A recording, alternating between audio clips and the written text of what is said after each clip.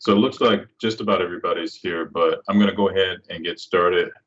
And just the only announcement I have is I did bring up the fact that no one has talked to you guys yet about your upcoming schedule for term 6.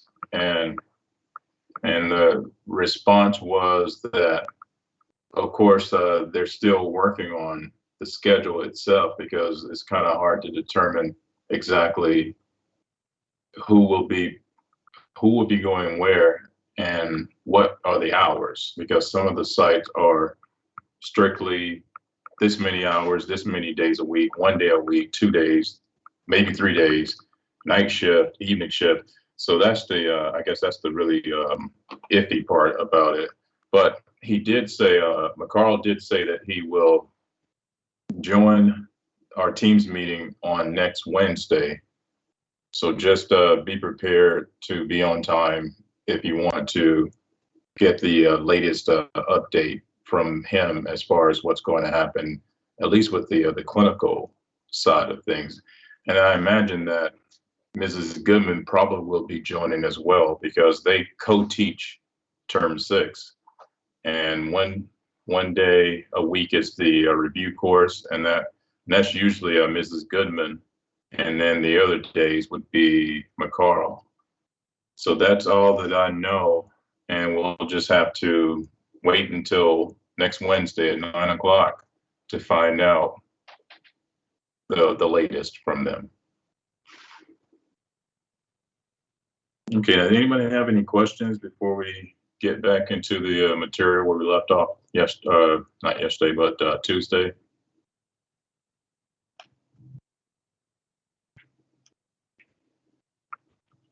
Okay. So let me go ahead and get back to where we were.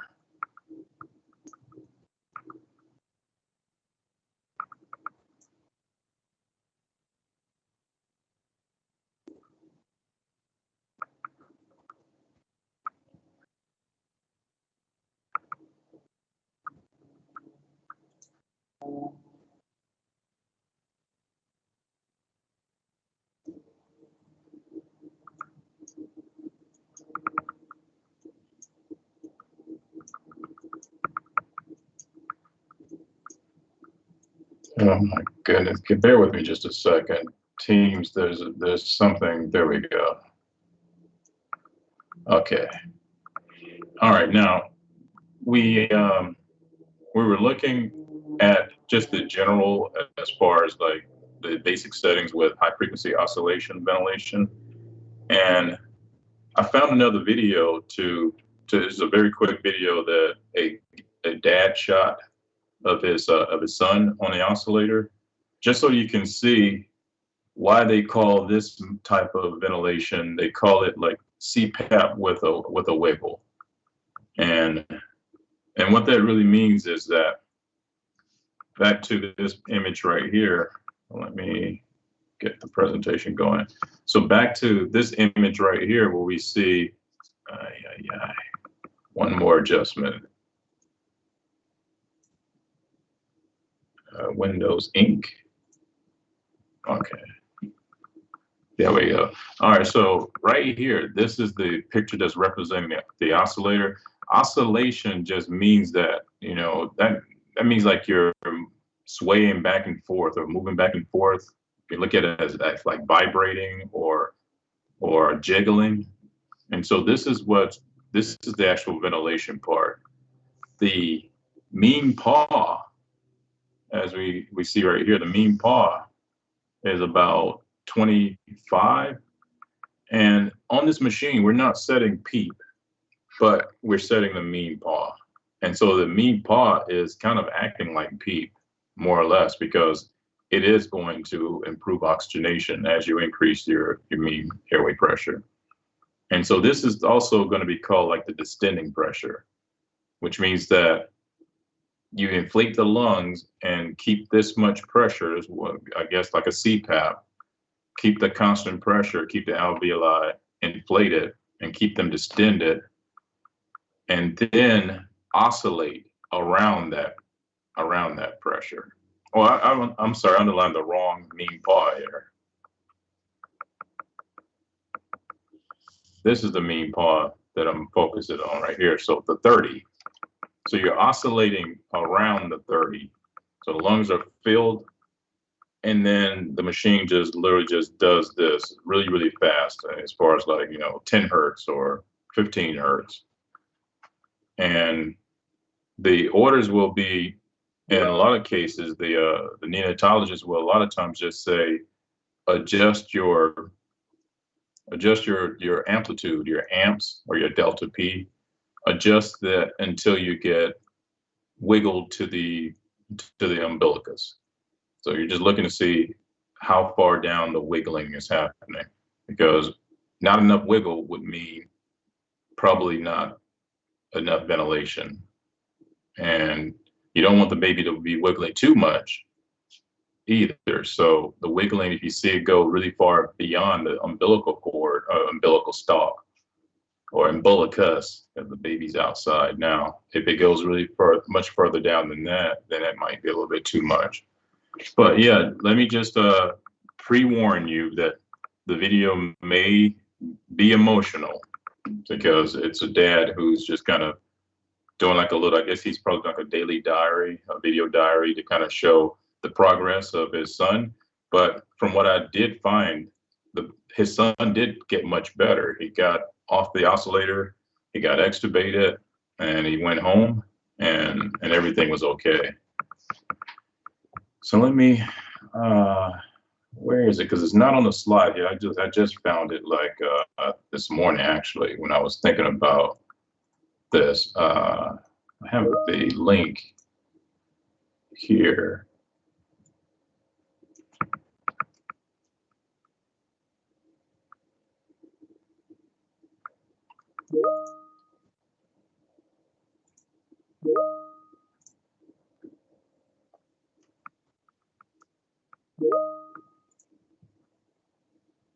So here's baby boy Jacob on the oscillator. So just watch the wiggle. He's going to zoom. Here we are, day 17. Still at Seattle Children's. Jacob is still on the oscillator. He's feeling a little better now. I'm trying to zoom in on his tummy and see if you can see that shake. Did actually pretty good this angle tonight. Unfortunately, he had a little bit of a rough day, but he seems to be doing better at the time.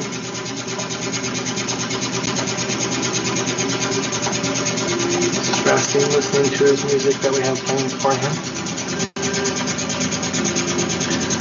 Scoot around medicine free. Look at his poor little face all scrunched and swollen. Poor Jakey. Can't wait for that tube to be out and his cheeks to be there. See his cute little chubby cheeks.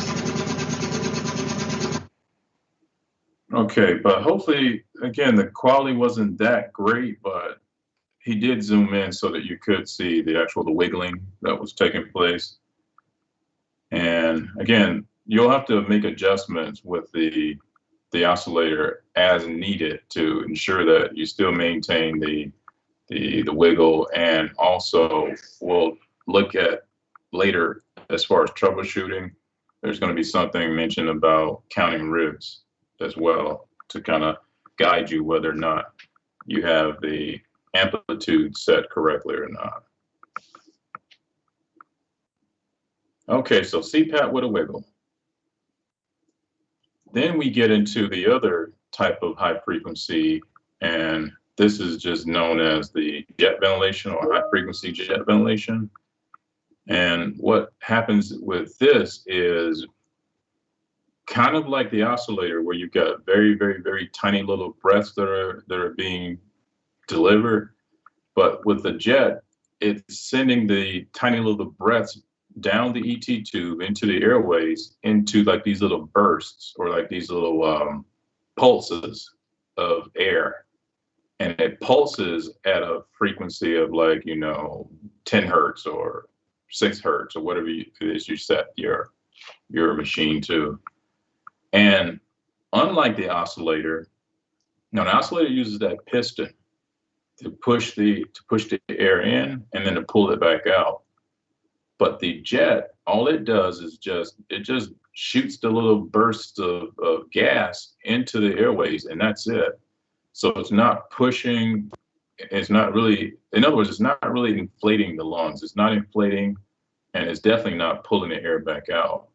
So ventilation will still happen, as you see with this picture right here. The blue spirals would represent the CO2 that's leaving the airways, and the red is the actual jet ventilator that's pulsing the air into the lungs. And so this is considered just passive exhalation here.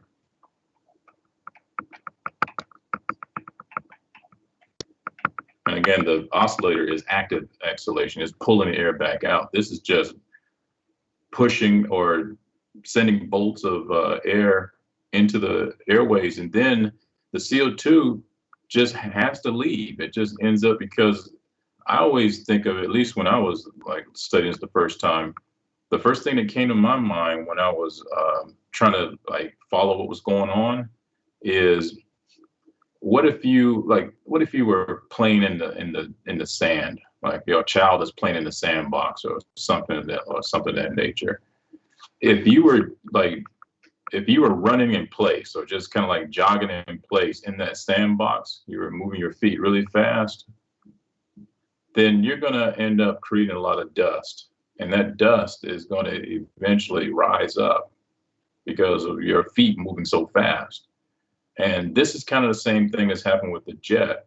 I mean, that gas is being pulsated into the lungs so fast that the CO2 ends up rising up and out like the dust would from the sandbox. And so it works. It's kind of like, it's a pain, because when we'll get into the setup and that sort of thing. So that's essentially what's going on with the jet ventilator. And in order to do this, you got to have a special ET tube. The oscillator only required a standard ET tube, but this is going to require its own type of connection. So what they have is what's called a high load tube, or a high load jet endotracheal tube, which means that if your baby ended up getting, to the point where you needed to do something different, so conventional ventilation wasn't working, and now you're going to consider high frequency, you're going to consider using the jet ventilator, you would have to extubate and then re-intubate with one of these special high load tubes before you could use this jet ventilator. And what we have with this design is pretty much the same as your standard ET tube. It's cuffless, and you've got your 15 millimeter adapter on the end. But then you've also got two other connections, as you see, one that will be connected to the jet ventilator.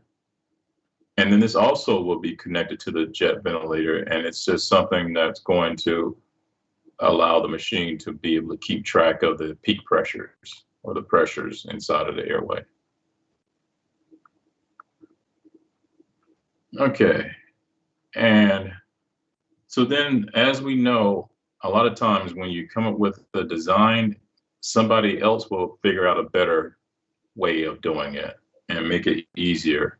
So what they did was, because it's such a hassle to have to extubate and then re-intubate with one of these special tubes, somebody came along with LifePort, and then some other companies too that make these adapters, where they figured, why not just replace the 15 millimeter adapter instead of extubating completely?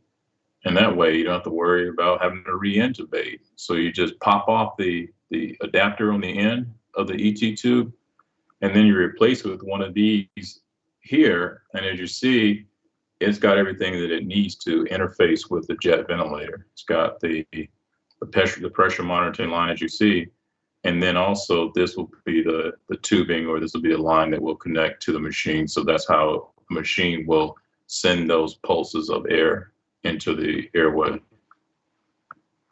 So I thought this was genius. I was like, wow, why didn't I think of that? Because in the beginning, when this became kind of popular, I guess, it was, we got to buy this special high-low tube and, extubate and re-intubate. But then this right here, just pop off the adapter and stick this new adapter on, and you're good to go. But either way, you still have to have a special kind of interface, unlike the oscillator that doesn't require any special interface. Oscillator just connects directly to the ET tube, and that's it. Now, this is what the machine, this is how it's progressed over the years, I guess, because I don't remember exactly when this came out on the market, but the one on the right, which is like the black panel here, this is pretty much how it was. And then over time, they made it a little bit different, but it's not much different. It's still kind of the same. I guess it's just like, it just looks a little bit better as far as, color scheme or whatever. But if you're going to do high frequency jet ventilation, here's the pain. Beyond having to have the special adapter or the special ET tube, you're going to have a regular ventilator running at the same time, because the jet is not delivering any kind of pressure to the airways. And like the oscillator, at least the oscillator is delivering that constant mean airway pressure, which is like a CPAP. And then it's oscillating on top of that or around that. So that way the baby can be ventilated. This machine, again, it's just directing the pulses of air into the airway. The CO2 ends up rising out. But what about oxygenation? And what about atelectasis? So that's why you have to have your conventional machine. And the word they use here is tandem, like the tandem bicycle, where, two people can ride at the same time. You've got to have a tandem setup with a jet ventilator. Otherwise, it's not going to work. So there we have it. You got two machines you got to now monitor and troubleshoot and keep up with.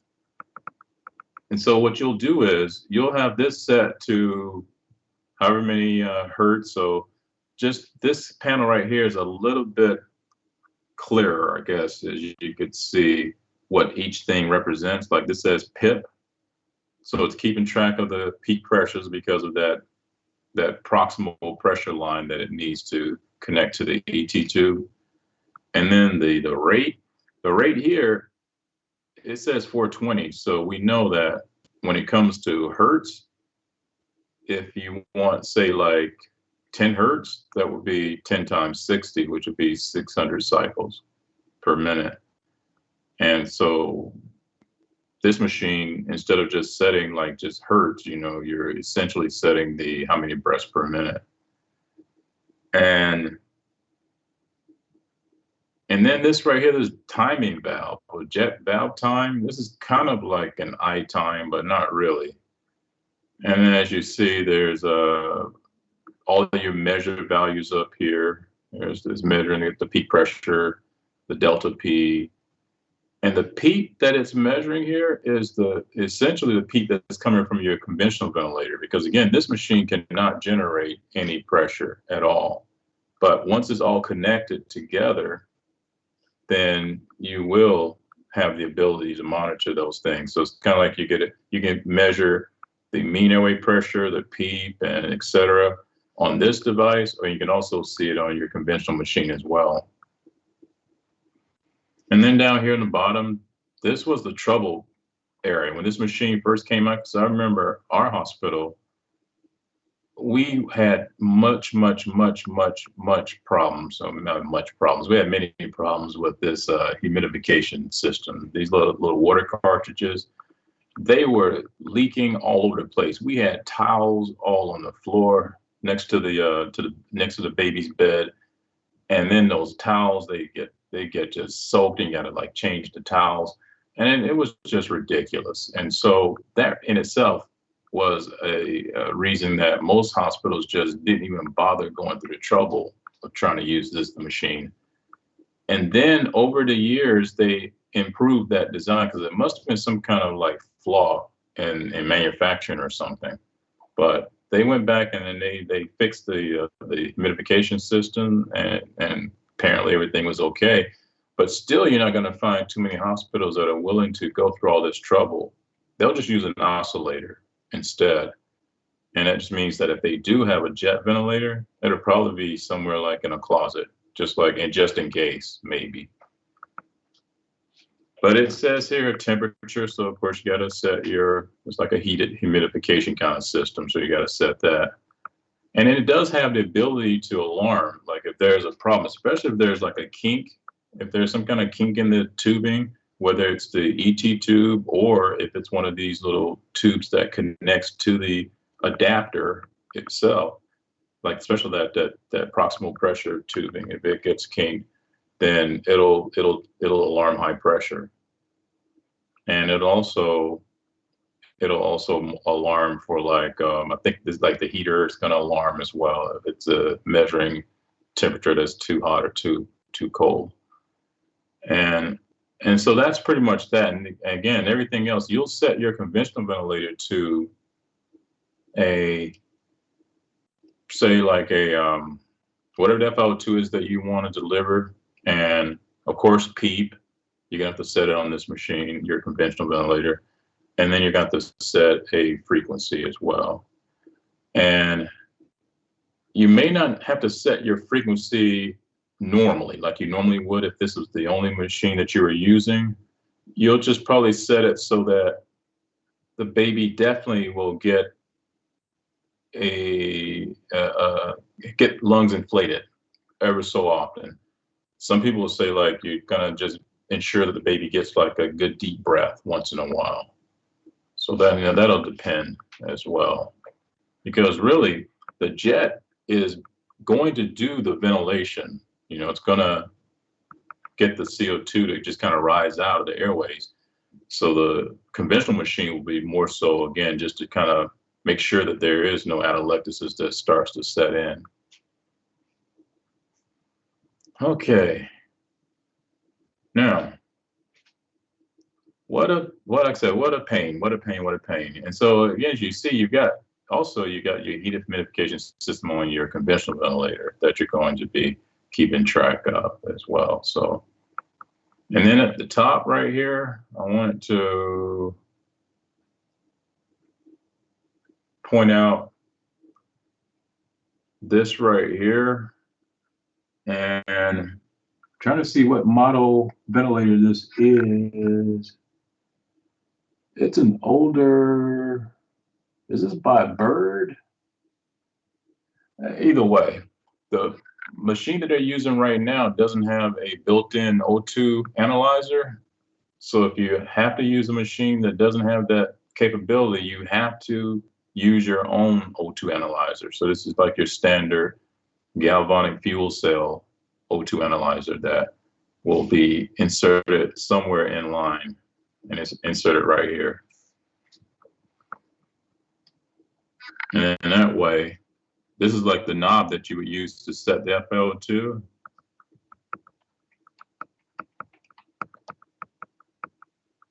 But then this is the actual O2 analyzer that you're going to need to keep track of, as far as that. It looks like it's at 38%. If it's measuring 38%, who knows what the knob is pointing to? It may be pointing to 40 something, maybe 45, or maybe less than 40. Just again, you use this to guide you.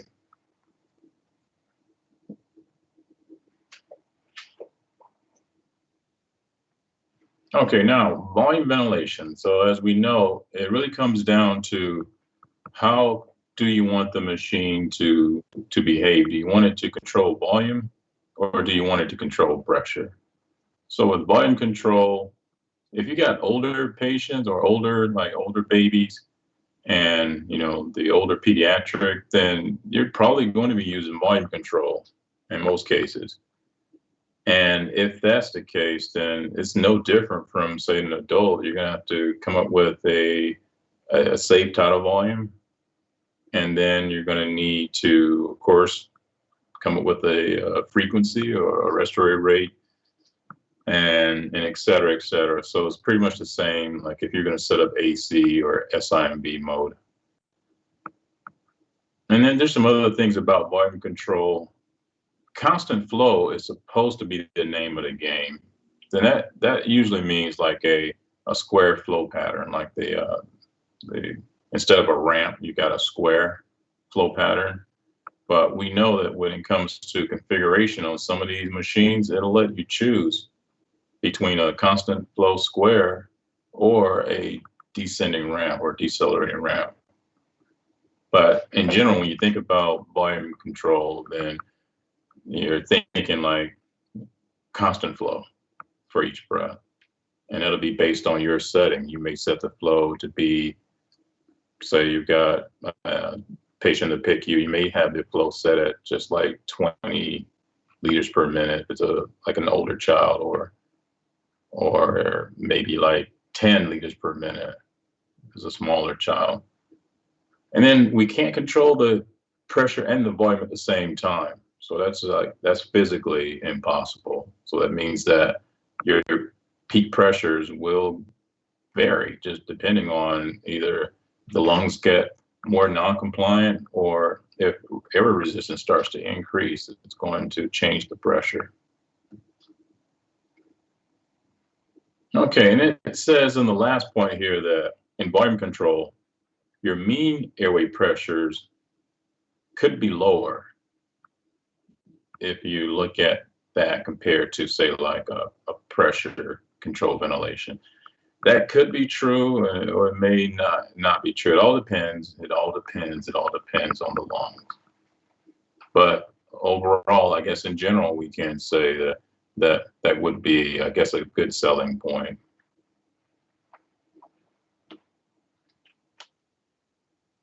Now, these adaptive modes. Now, when you think about vent classification, like when we started looking at how these machines are grouped together as far as their features and their characteristics and things of that nature, I mentioned that there are so many modes that are out there that the last time I think they counted was like almost like 200 or more.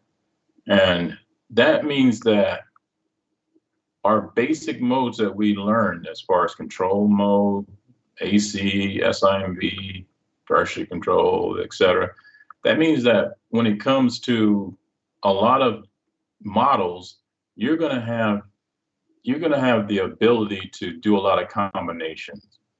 And when you start combining different features or different modes together, then you get a completely different mode. And that's why it's like out of control right now with every time a new machine comes out or a new model of that line comes out, then they've added another feature or another mode, and now you got to add that to the list as well. So then we could kind of generalize and say that you're going to have modes that are just purely volume controlled. Then you're going to have modes that are pressure controlled. Then you're going to have modes that are considered like hybrids or dual modes. And then you could even go further and say there are modes that are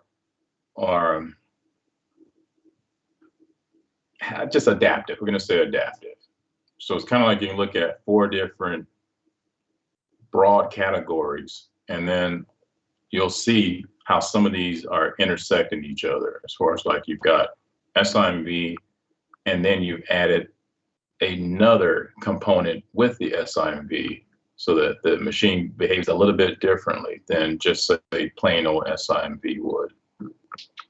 So now adaptive, we're saying like volume targeted. Like in some modes, we know that like if you're in like in a pure pressure control type mode, you can only control the pressure in pressure control type modes. You can't control the volume. But with these adaptive modes, sometimes what they'll do is they're going to keep track of what's going on with the airways as far as the resistance and the compliance. And then they're going to adapt to that. So it's kind of like almost like artificial intelligence. That's what they use essentially when they're making these machines, like when they're engineering these machines. It's just that it's like if this, then do that. I know people who do artificial intelligence programming. They don't like for anybody to just kind of like try to simplify it to that extent where it's just like machine is saying, if I encounter this, then I need to do that. But that's kind of like what's going on. If lung compliance gets a little bit worse, then I need to increase something to compensate for that. And that's pretty much the adaptation. That's the adaptive portion of most of those modes.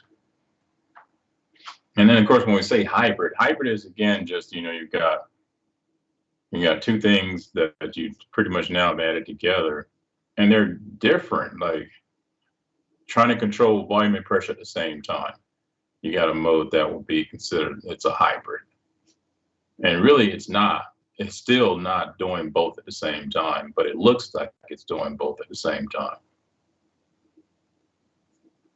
Okay, so then also in general, when you're thinking about most of these like adaptive modes, you'll set some kind of target, and you know you'll probably like set your target tidal volume, and then instead of all the breaths being volume controlled, like in AC or SIMV, the machine will switch over to pressure control while maintaining that target tidal volume that you've got set for it.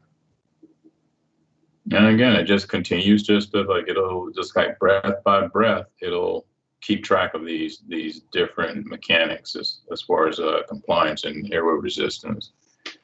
So then here's just, of course, it's like a little word cloud, I guess you want to call it. Volume support, volume control plus or VC plus, ASV, adaptive support ventilation, pressure regulated volume control, you know, and we'll get into just some more examples here in a little bit. Now, this is just a review of what we already covered in modes in Chang. So we know that when it comes to control mode, this is not the mode that we use these days. It was like the first design that they came out with, and as long as your patient doesn't need to take any extra breath, then this mode will work fine. But anyone who needs extra, control mode won't give you anything extra. So this is your classic, you're going to set a certain volume or pressure, and then you set your frequency. And if it's a set volume that you're setting, then you can control the flow rate. You can set that as well. But if it's a pressure, you can't.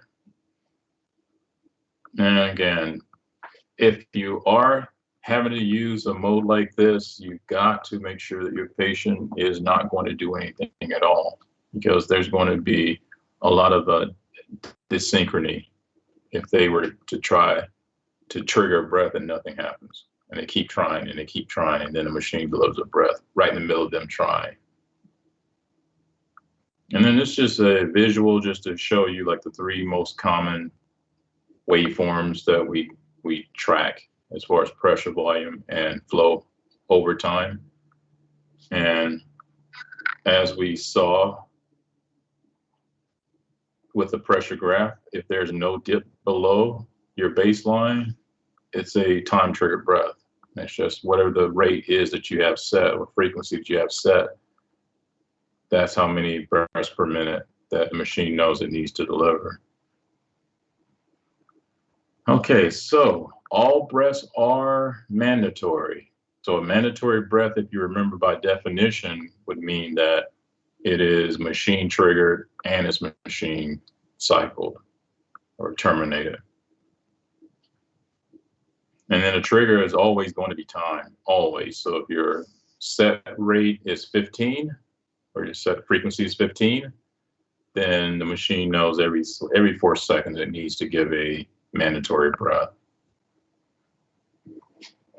And then the limit, you set your volume, like I say, if it's just like a tidal volume of 350, or tidal volume, sorry, like tidal volume or 150, then that's it. That's all that the patient's going to get, as we know. And then the cycle, it's volume or time, because pressure control, plain old pressure control mode, is technically, it's just control mode, except instead of a tidal volume that you're setting the pressure, which means that if you set pressure, the machine will not cycle based on that pressure setting that you have. It's going to cycle based on your eye time. Okay, but we don't have to worry about control mode, because again, it's just not going to be something you find on modern machines anymore. And then of course we know assist control was the improvement to control mode. This now allows your patient the opportunity to take extra breaths beyond what you have set for control, and the machine will just switch over to assist mode and allows you to take as many breaths as you like.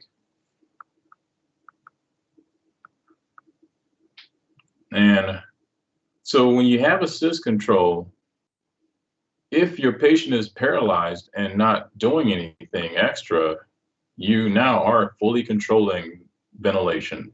You're controlling the tidal volume, and you're controlling the frequency.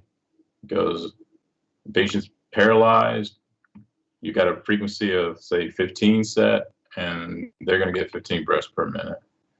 But as soon as they wake up and you start assisting, now the machine won't care how many times they assist. So now you won't have any control of the frequency when they're assisting, is what this is saying.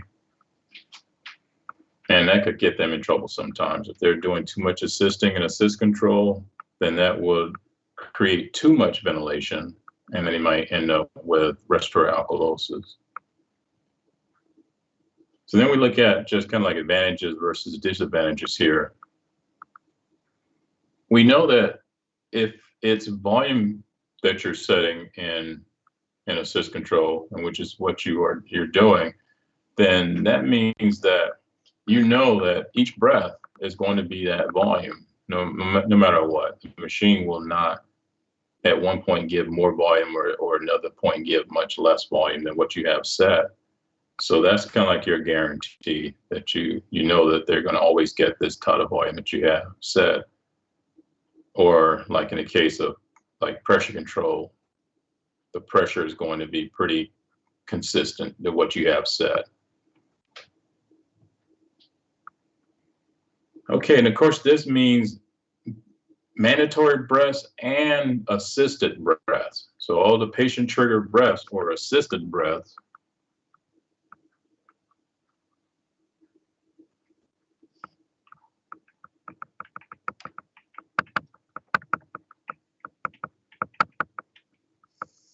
So all of the extra triggering that's happening in assist control, those are just assisted breaths. And assisted breath it's still a mandatory breath in a sense, except for the fact that instead of the machine triggering the breath, the patient triggered the breath.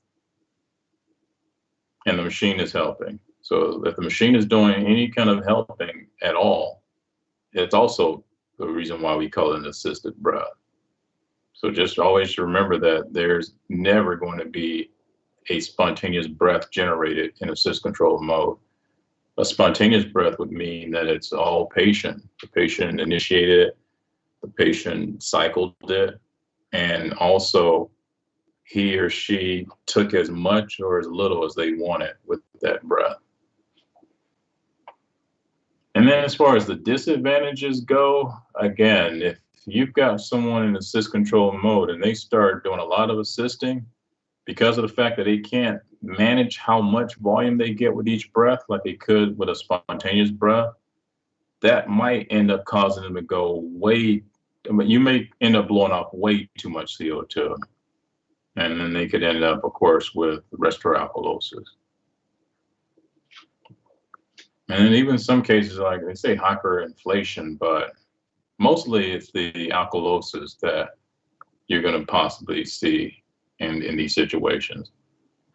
The hyperinflation, I'm trying to imagine how that would happen. I think that could possibly happen when you're thinking about a respiratory rate or frequency that's already pretty high, and then you've got someone who's assisting even faster than that, or whatever the case is. That's the only thing I can think of. So you've got like possibly some air trapping because you're breathing so fast and you don't have enough time to exhale. But hyperventilation is the main concern. And then just visually, as we see with this graph here, our pressure is going below our baseline, whatever your sensitivity is set at. If you meet that limit or you meet that threshold that you have set for your trigger or sensitivity, then the machine will, of course, now assist you with that breath. And then here, backup. So the reason why they put backup here in quotes is because the frequency that you have set in assist control mode, it's always considered to be like a backup, just in case your patient doesn't assist and do all the breathing him or herself. So like in the case of your patient is assisting, and then they go to sleep or they fall asleep or they get sedated or something. Now, what'll just happen is the machine will sense that there's no more assisting, and it's just going to revert to a control mode. It's just going to give however many breaths per minute that's set with that volume that's set, and then that's it. So you're covered when you're in assist control mode. As far as you know, you want to do a lot of breathing, no problem. You might end up hyperventilating and end up with alkalosis, but the machine won't care. And then if you don't want to breathe anymore, or don't want to take any extra breaths anymore, or you can't for whatever reason, you're covered because the machine will just go back to control mode. And it knows when it needs to do this because it knows what your set frequency is. So if your set frequency is, I'm just going to keep using 15. If your set frequency is 15 breaths per minute, that means that your total cycle time is 4 seconds. And if you are assisting at a rate of about 15 breaths per minute on your own, or even more, then you're just in assist mode. But then if you stop assisting and it's been now more than 4 seconds, then it's going to go into control mode because it knows that you need to get a mandatory breath. At least you're going to have to get every 4 seconds, you're going to have to get a mandatory breath. So here we are. The breath types. Mandatory would be the time triggered breath. And the assisted, of course, would be the patient triggered breath.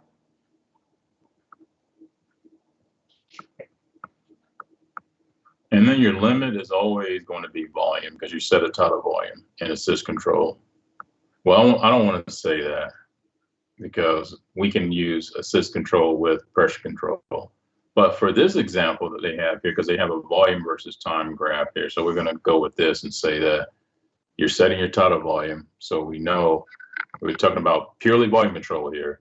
So we're setting our tidal volume, and that means that that's it. You're not going to get more than that. That's set. And as for a cycle, when does that breath end? It will cycle once your tidal volume has been delivered. Your tidal volume is 150. It should cycle after 150 has been delivered, meaning that it's going to stop the flow, open up the exhalation valve, and allow you just to passively exhale. And then they put time here because, again, you could use assist control with pressure control. And if you do that, then that means that your machine is going to cycle based on whatever your I time is that's set. And then this little point right here, once you do trigger, the machine will pretty much do all the work. That's why this is a very easy mode for someone who maybe isn't that strong yet, or still pretty sick, or you don't really want them to work too much.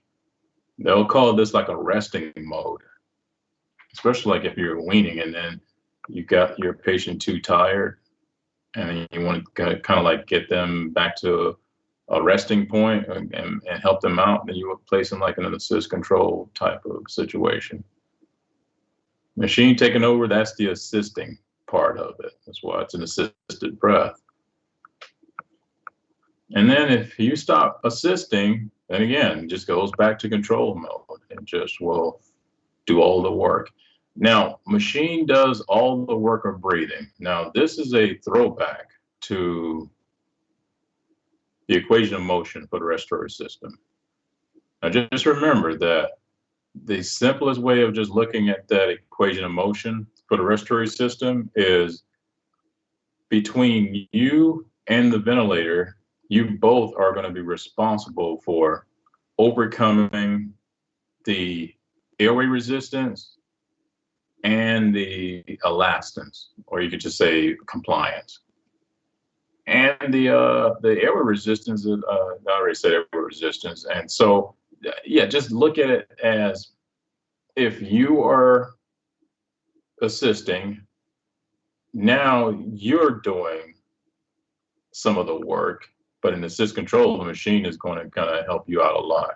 But still, both of you are kind of having to share in that responsibility.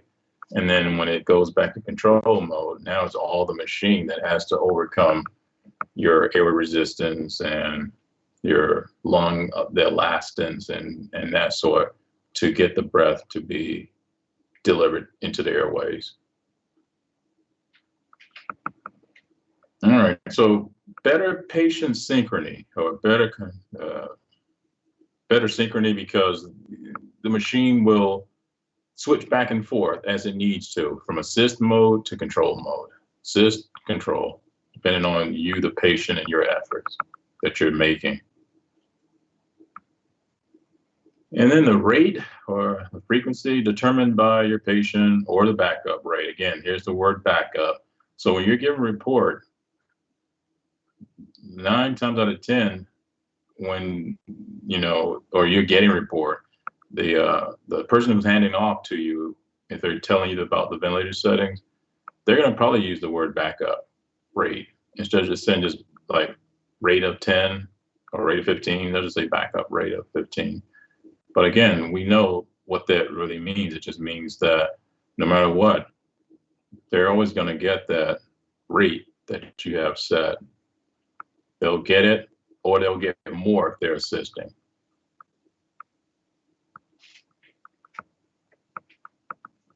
Okay, so just more of the same here. If you're not triggering, then the machine is just in control mode, and that's it.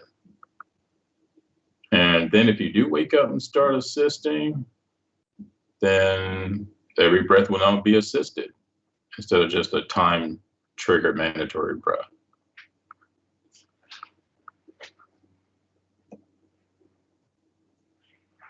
And of course, SIMV, now we're looking at a spontaneous mode that's going to allow for some spontaneous breaths to happen, but it's still a volume control situation where you're going to set your tidal volume or pressure, because SIMV can be added with pressure control. And you can set your flow rate if you're in volume control, but you can't set your flow rate if you're in pressure control. You do set your frequency no matter what, and no matter what, they have to get whatever your set frequency is. Now with SIMV, we should not see any type of dyssynchrony going on as far as like breath stacking. And what happens is the machine is keeping track of what's going on with your spontaneous efforts. So if there's time for you to take a spontaneous breath between those mandatory breaths, because with SIMV, they have to get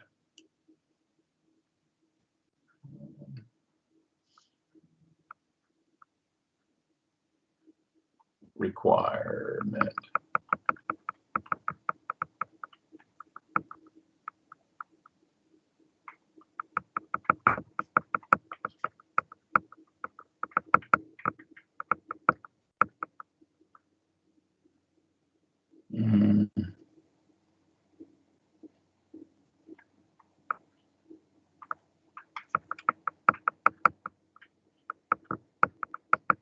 Well, I guess I could make this make sense would just say whatever your set rate is, X. In SIMV, they have to get that. It's like a contract. You've got to get 12 breaths per minute, regardless. You got to get 15 breaths per minute. You got to get 20 breaths per minute, regardless of what else is going on. So if there's time in between those mandatory breaths, then that's where you can do your own spontaneous breathing. And no synchronization like an IMV would mean that the machine is just looking at the time, saying that if there's a set rate of 15 every 4 seconds, I got to give this mandatory breath. And if you're the patient who's trying to take a spontaneous breath almost at the 4-second mark, not quite, but very, very close to the 4-second mark, the machine will just, at 4 seconds, still deliver that mandatory breath, which could create some major air trapping, or not air trapping, some major breath stacking issues, and possibly some airway injury. But with SIMV, the machine will do one or two things. If it's almost time to give a mandatory breath, then what it'll probably do is when you trigger for a spontaneous breath, it will synchronize with your effort and make that a mandatory breath instead.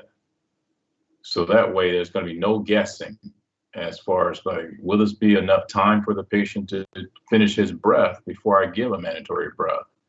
It'll just quickly say, here's a mandatory breath that you've got to get. Then if there definitely is a window of time, there's enough time before the next mandatory breath, and your patient is triggering, then that'll just be a spontaneous breath, as long as there's time.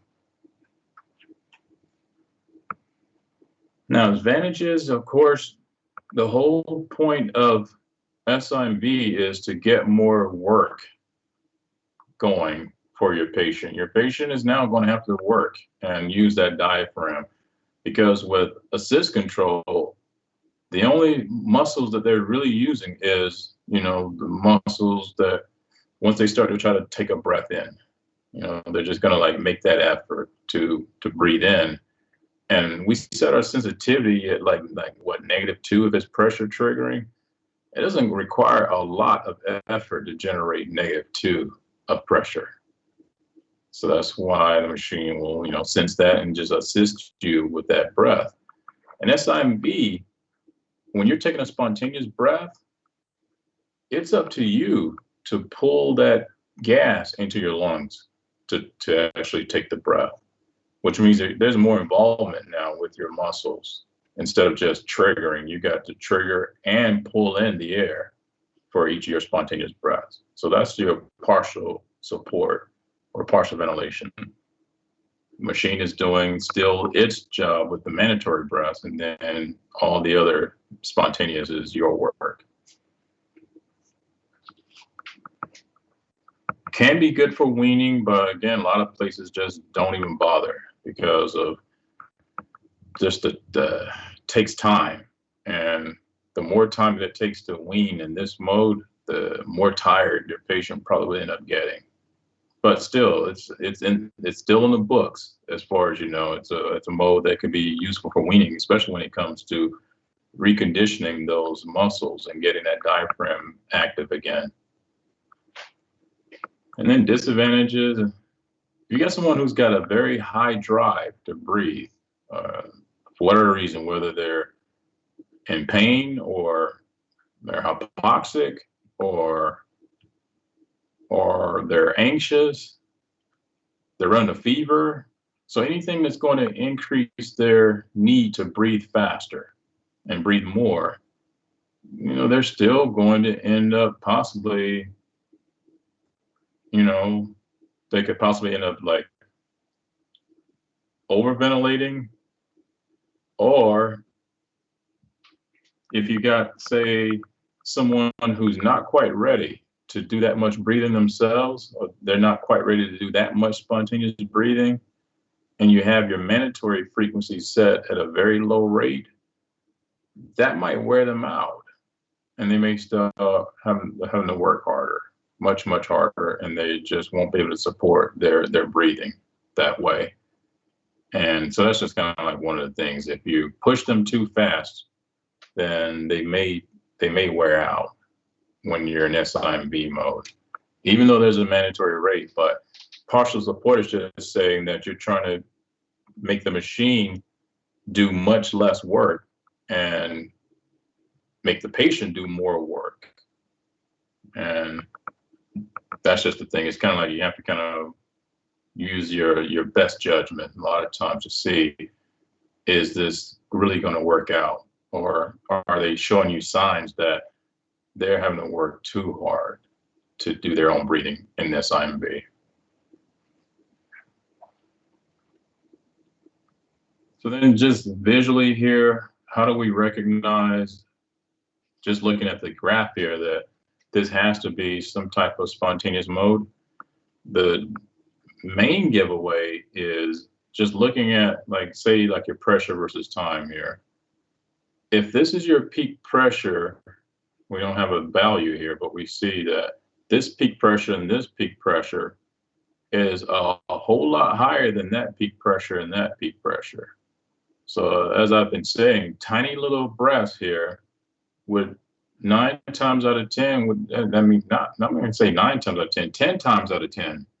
If you see a tiny little breath and then there's some much bigger breaths, those tiny breaths are the patient.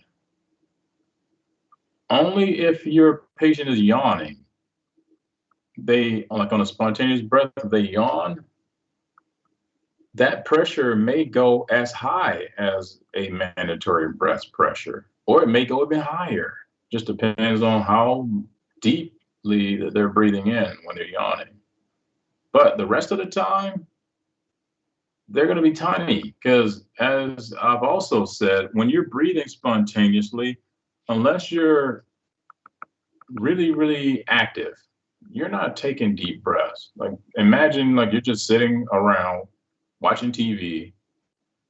Who's breathing deeply? No one. You're just kind of like, you don't need to. You're not doing anything. You're just sitting there.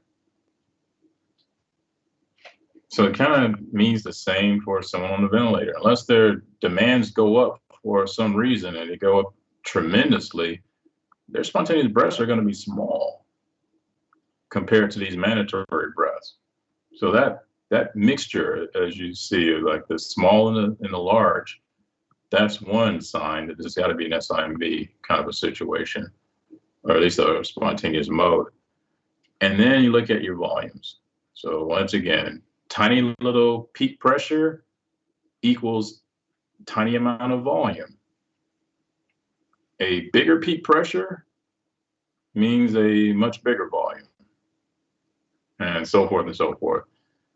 These would vary because there's no restriction on your spontaneous breath. You could take as little of a breath as you want or as big of a breath as you want. So it won't matter. But these will be consistent. At least these volumes are going to be consistent. And they're consistent because you set the volume. It's a volume control type of situation. So then over here, of course, these are options that we have for the breaths. You could be doing your own thing. The patient can be doing his or her own thing, and they're just all spontaneous breaths. Or this is the synchronization here that happens in SIMV.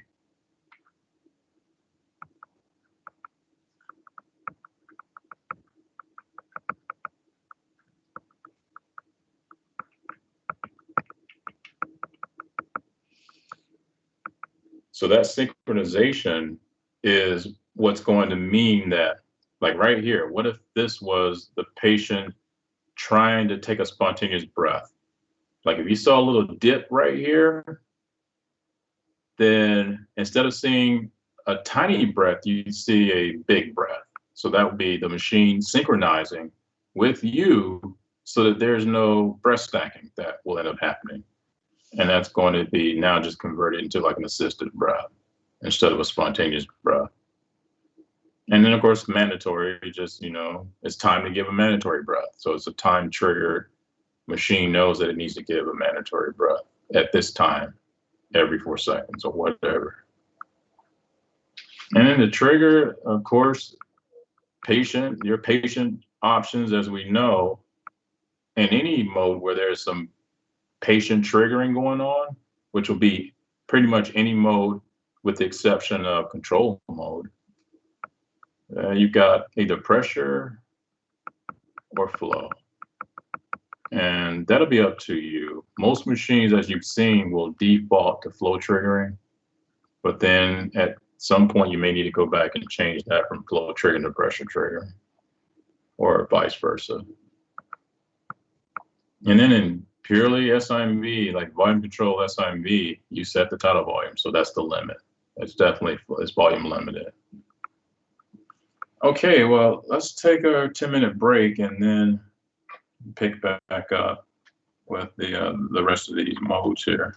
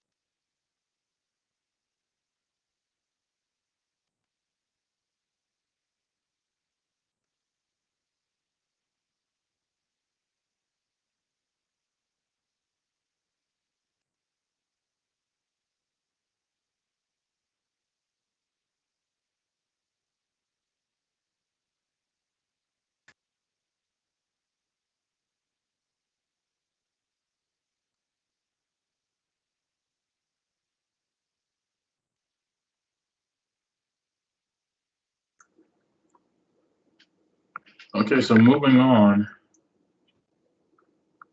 So here's a mode that is pretending that it's going to be doing two things at the same time. And it's known as PRVC, or pressure regulated volume control. And this dual mode is telling you that not only is it controlling the volume, it's also it's controlling the pressure, so that there's no potential risk for like any kind of barotrauma. Now, of course, different model ventilators are going to call this something a little bit different, but it all does the same thing more or less. And so I'm just going to look at it from the perspective of the servo I, because the servo I is definitely calling it PRVC. But then you got other ventilators like the Draeger, the Avita, they call it autoflow. And the PB840 calls it, what do they call it? It escapes my mind right now. But either way, this is the gist of what's going on in PRVC. So you're going to set a target tidal volume. Say you're trying to target like 150 milliliters for each breath. And then the machine will do like, they call it like test breath. And then what it's doing is it's going to try to figure out the lung mechanics as far as like compliance mostly. And then from there, it's going to say, I'd see how much pressure now it's going to take to deliver that target volume that you have set. So this is just a generic representation of what's going on. But if you were looking at this like in the with the servo I, what you'd see instead of seeing like 3 little test breaths, you're going to see like 1 volume control breath, and then from there they're going to be pressure control breaths.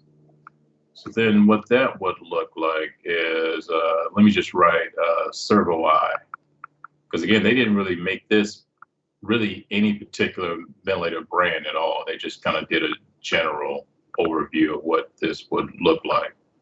So in the servo I, you've got, I'm just going to do, instead of all 3 waveforms, I'm just going to do like the pressure and the flow, because I don't have much space down here anyway.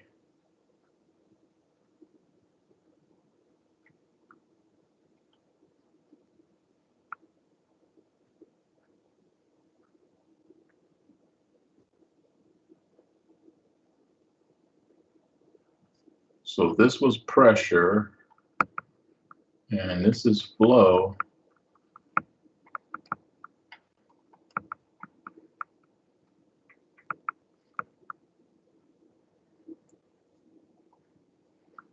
All right, so the first breath that it delivers is going to be, so let's say again, you've got it set to try to give every breath, give somewhere around 150 milliliters. So what it'll do is you'll see like your standard, let's do the flow. It'll use like a constant flow. So there's our constant flow. And then it's going to do a plateau. So it's going to do a breath hold so they can measure the plateau pressure. And because it's trying to figure out the static compliance after it delivered that breath. So flow stops, and then it does a breath hold, and then the patient exhales. So then what that would look like on the pressure graph is pressure goes up, and then you've got the pressure dropping because of the breath hold, and then exhale. So that would be the first test breath. And now the machine figured out, okay, this patient's static compliance is about blah, blah, blah. So now for the next breath, and every breath after that, it's going to take what it knows about the static compliance, and each breath, it's going to deliver a pressure control breath. And it's going to use that compliance as like it's a guide, I guess you could say, because you're not ever going to set the pressure in PRVC. You're setting the target tidal volume, and you also have to set an I time. So as far as the pressure, the machine is going to be changing it as it needs to in order to achieve your target tidal volume. So then going into a pressure control mode, what it'll do is on the next breath, the flow pattern is going to change. If you remember, by default, any pressure control mode is going to use the descending ramp. So then in the next breath, and all the others after that is going to be, let me get this.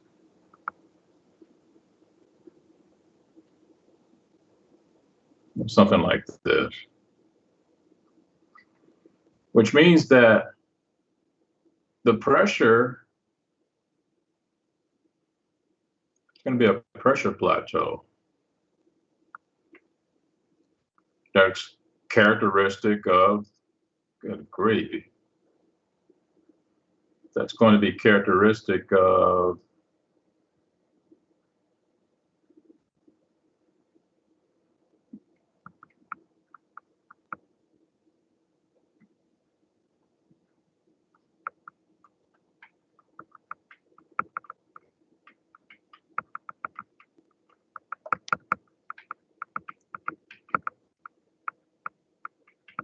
so we got our pressure plateau.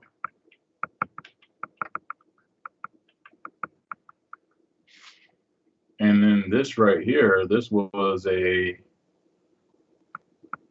volume control breath.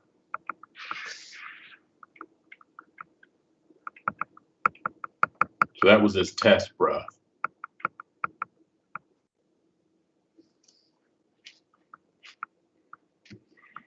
Okay, and each time you disconnect the circuit, for whatever reason, like maybe you had to disconnect and quickly do something and reconnect the patient, it has to start all over again. It'll have to kind of do like its test breath, or like in this case, like test breaths, to try to figure out, once again, what would be the optimal pressure that it would need to try to use to get your volume that you want to be delivered. And as you see with PRVC, you can add it with other modes. So instead of just having PRVC by itself, you could have AC plus PRVC, you have SIMB plus PRVC. You could do pressure control. Well, no, it is a type of pressure control. So in other words, you can kind of like mix this with most of your other volume control modes. And that's what I was saying earlier about it. It's just unnecessarily complicated with all of these modes that are out there because of these different combinations that you can have.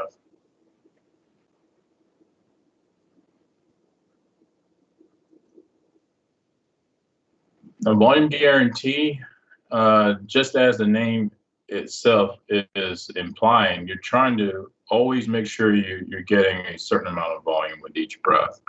So now, how does this differ from PRVC? Well, volume guarantee is more of an adaptive type of mode. And PRVC is just kind of like, it's going to figure out what's going on with the lung mechanics like in the beginning, and then it's just going to kind of continue to ventilate with that kind of pressure, more or less, based on like the compliance. But with this, it kind of like goes into a weaning type of mode at some point. Like once it figures out that the lung compliance is increasing, then it'll start backing down on the actual volume guarantee setting.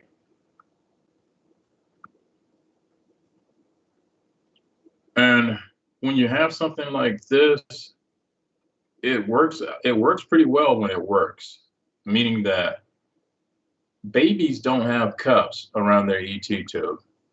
And because of the leaking that's always going on with them, using volume guarantee with that kind of ET tube, it's going to really confuse the machine. It's not going to really know exactly what's going on, and it might, as you see, it might overcompensate. And the alarm that it like this model machine right here, this is a Traeger baby log, and this is the one that we used to have at the first nursery that I worked in. And anytime that they ordered like volume guarantee, like in this case, you can see the babies in PSV plus volume guarantee or pressure support with volume guarantee. We know with pressure support, you don't know how much volume that you're going to get. They're all spontaneous breaths, and they could vary based on lung mechanics. With volume guarantee added to the pressure support, it's kind of like I'm going to always try to shoot for, like maybe in this case, baby should be getting at least a tidal volume of 6 cc's every breath. But everything is fine now because you notice there's a 0% leak that the machine is detecting right now. So all is well, all is fine. But as soon as it senses that there's a lot of leaking, it's going to kind of go haywire. I mean, it'll still continue to ventilate, but then as it says here, it's going to overcompensate. And then it's going to give you this little constant annoying kind of like alarm to let you know that it's having a problem with the volume guarantee. So it's not like a constant high priority type of piercing your eardrums type of alarm, but it's one of those very regular. It's going to alarm like every so many seconds, and it's going to be like almost like a reminder. But I can just still hear it in my head. It's like I could just hear it going on and on and on, because all of our babies were just about using volume guarantee, or at least that neonatologist at that facility really liked volume guarantee. And of course, you can't really stop the leaking that well because there's no cup. We would reposition the babies, and then that sometimes helped and it wouldn't leak as much, but then there's only so much you can do, and you've got to go in and move the babies from time to time. And then you get this excessive leaking, and then these machines just, constantly send this little chime that there's a problem.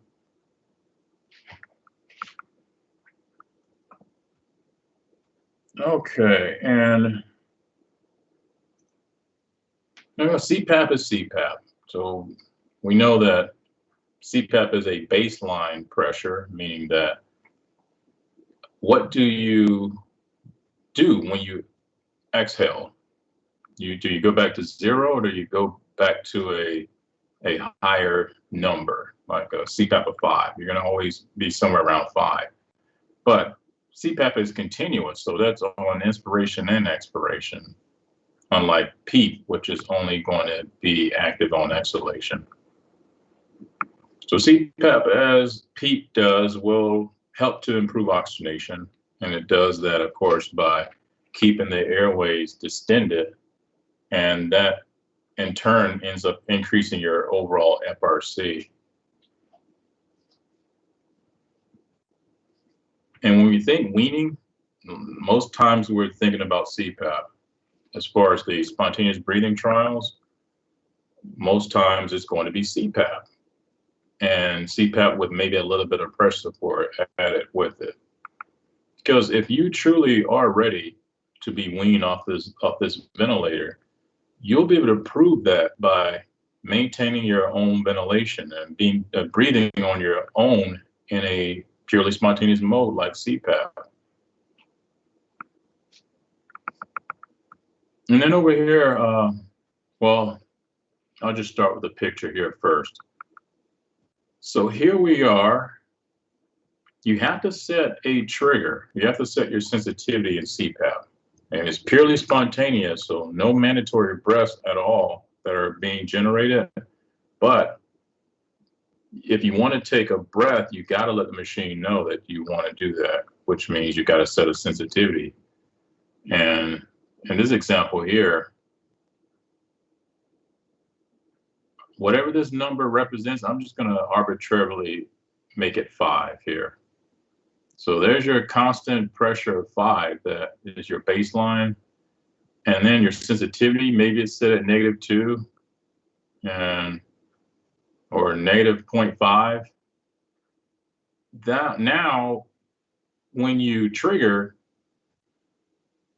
you're allowed to take in as much as you like, but you're limited as far as the pressure. I mean, you're supposed to stay at a constant pressure of about 5. So you see it fluctuates a little bit. So you go a little bit higher than 5, but you don't go from, say, like 5 to 15 of pressure. So that's not going to happen.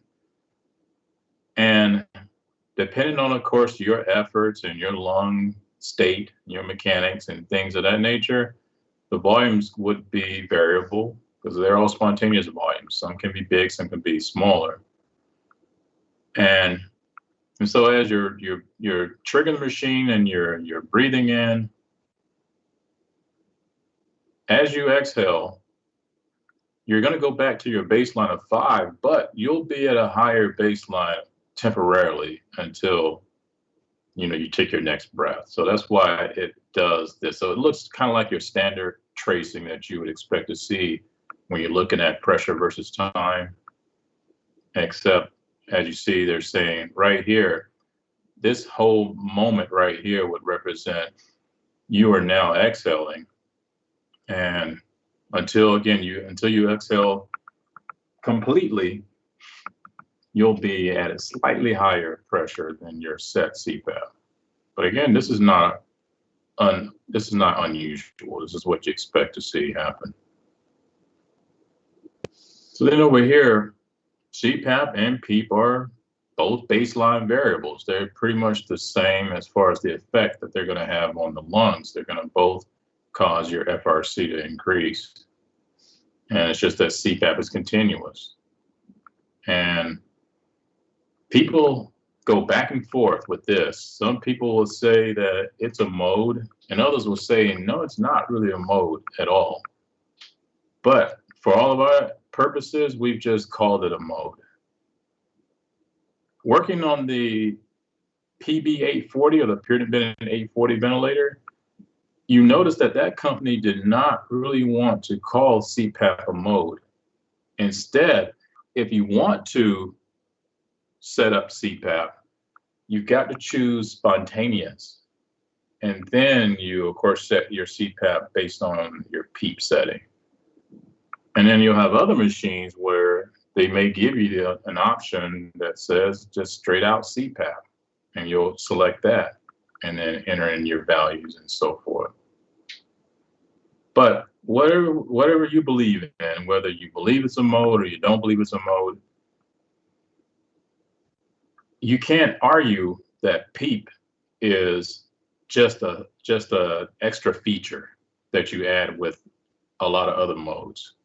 So PEEP, as we know, is just, as they say, it's just something that you add to help to improve oxygenation, and that's pretty much that. So not a standalone mode at all. But I think we're pretty clear on that. I think we know that you never would ever consider PEEP to be a mode, but you can consider CPAP a mode.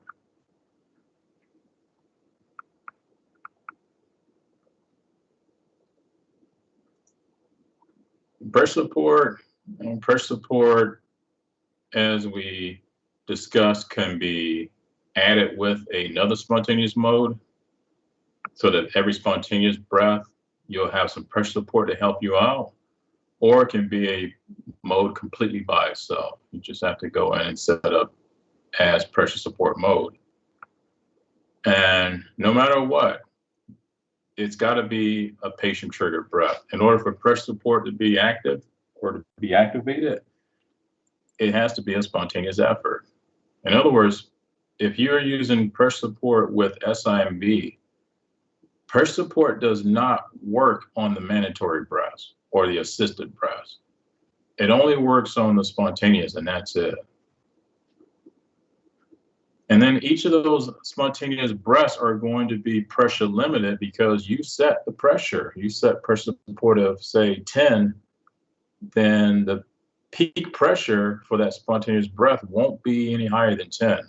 It might be a tiny bit higher, but it won't be extremely much higher than your set pressure for your pressure support. So it's truly pressure limited in that respect. Flow cycling, because the machine will not know otherwise when it needs to stop the flow.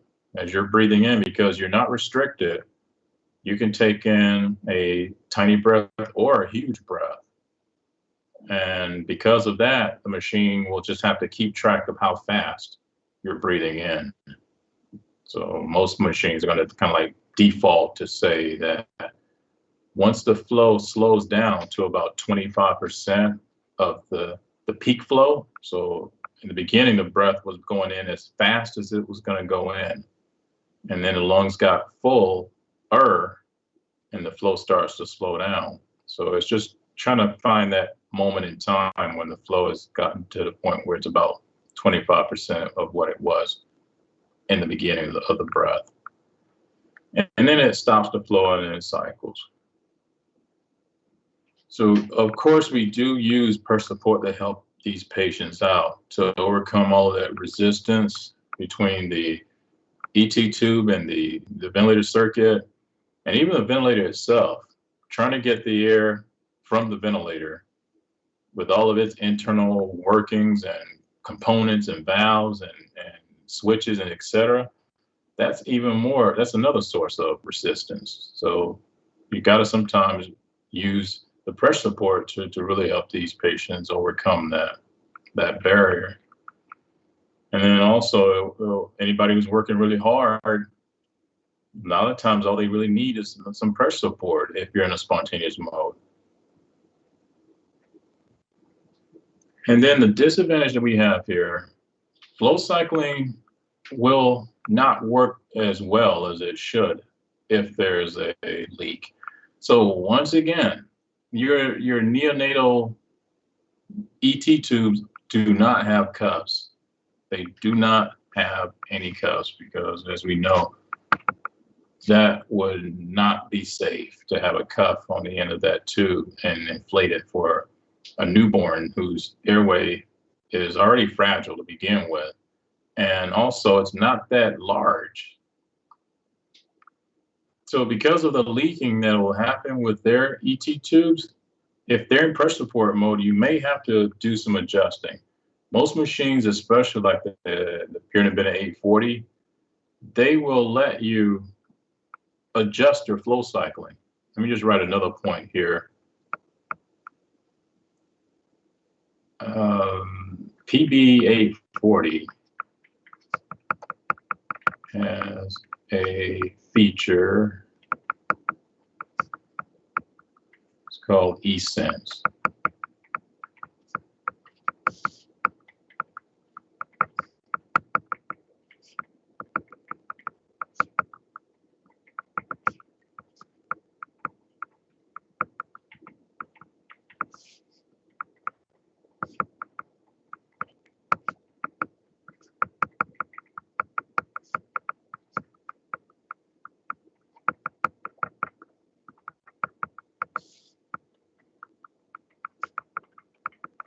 So the more leaking that there is, you can go in and pretty much tell the machine when it should cycle instead of it just trying to use this default of like 25% of the peak flow. And that works wonders, not just for like the neonatal ET tubes with no cuffs, but then what about those trach patients who have a lot of leaking that's going on around their stoma? If you're using like pressure support mode for them, it's the same issue that you may never get the machine to cycle when it's supposed to cycle because it just is it's being thrown off by all this excessive leaking that's going on. So that's another way that we can kind of get around that as well.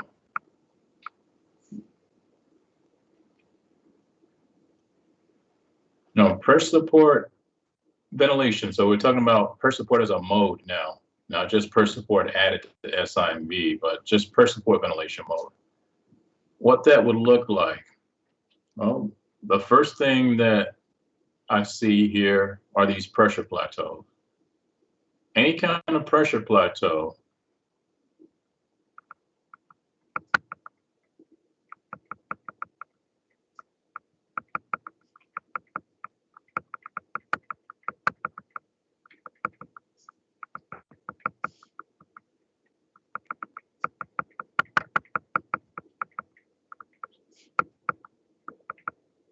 So any kind of pressure control mode, there's going to be a pressure plateau because you set that pressure. The breath doesn't terminate when it reaches that pressure. So whatever this number is, and let me make this a random number 10. If you set your pressure to be 10, you reach that right here.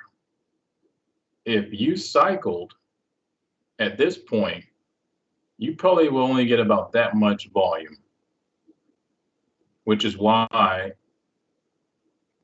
you end up with a pressure plateau until you reach that point. So like in this case, once it senses that the flow, which is down here, here's the peak flow, whatever that value is, that's the fastest that the, oh yeah, I'm sorry, I'm labeling the,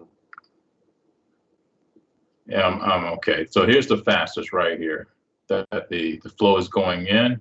Now remember, this is all patient. This is not machine at all. The patient is determining how fast he wants to or she wants to breathe the breath in. So then this is the fastest moment. And then here, once it reaches about 25% of that value, then it will cycle. It will stop the flow and open the exhalation valve and let you exhale. So again, until that moment happens right here, you'll get the pressure plateau. So you'll stay limited to that number until you cycle. And of course, these are the efforts being made, the trigger. So you have to set your sensitivity when you're in pressure support mode, just like you would have to set your sensitivity when you're in CPAP mode. Let the machine know when you want to take the breath. Otherwise, it'll just sit there. And then that's pretty much the pattern that you'll see. These will be consistent, but these will be variable because whatever you're in the mood to do, you the patient, the next breath, do I want to take a short, quick breath, or do I want to take a really slow, deep breath? So these flow rates and I times are going to be variable. All spontaneous. Every single one of these breaths are going to be spontaneous. If you stop breathing and the apnea timer goes off, then it goes into the automatic apnea backup mode ventilation. And again, your sensitivity, you got to set it so that way you can let the machine know when you want to take your breath. And pressure limited again. I made 10 as our example. You set our pressure support level to be 10, so it's going to be limited to that 10.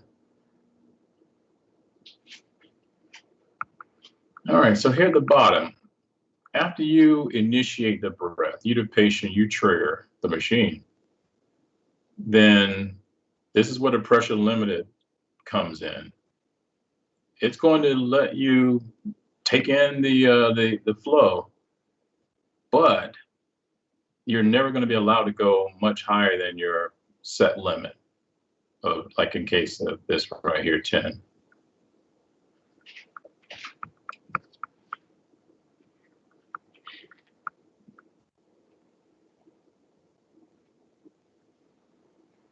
All right, so volume assured pressure support. So then just again, a lot of times the name itself will describe what's going on with this particular mode. Other times it might not be that obvious, but at least with a lot of these, if you just look at what is going on, well, we know it's a pressure support type mode, which means that it's all patient, it's all spontaneous. And then it's saying volume assured. So we know that pressure support, there really isn't, there's no rhyme or no reason as far as how much volume you're going to get with each one of your breaths, because it will vary. But with volume assured pressure support, then it's going to ensure that you're going to have almost like a consistent volume, and it'll adjust your pressure support as it needs to. So it's kind of like another one of those like adaptive type of modes, if you want to kind of like group it into that category. And then the same goes for volume support. So volume and support looks like it's a mashup between volume control and pressure support. And that's pretty much what it is, if you're going to try to like break it down as far as what it really does. And we talked about volume guarantee as something that you could add like with like another mode like AC, SIMV, or like pressure support. And it's all about trying to ensure that you get the consistent volumes when you're in like especially like when you're in a purely spontaneous mode situation. So again, for sure, the volume support is going to, a lot of times, breath by breath, if it needs to tweak the pressure support level a little bit here, a little bit there, then it's going to do it automatically. So that way you maintain a pretty consistent minute ventilation.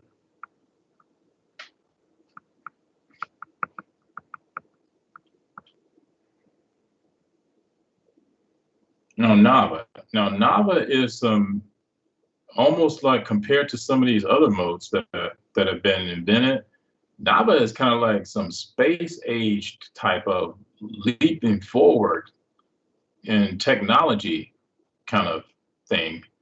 And the only company that has this mode, because it's definitely trademarked, is the Servo-I. You're not going to find NAVA on any other ventilator ever. It's going to have to be the Servo-I if you do want to use this kind of a mode. And what NAVA, as you see, stands for is neurally adjusted. So when we think about dyssynchrony between the ventilator and the patient, a lot of times the dyssynchrony happens because the machine is just too slow, meaning that you've got someone who is trying to take a breath, and once they do get to your sensitivity setting, like if you got your sensitivity set at like -0.5 or -1, once they do reach that, it still may be, even though it may just be a fraction of a second, it may be a slight delay between when that moment happens and when the machine will now go into action, meaning like once it'll now deliver the breath for you.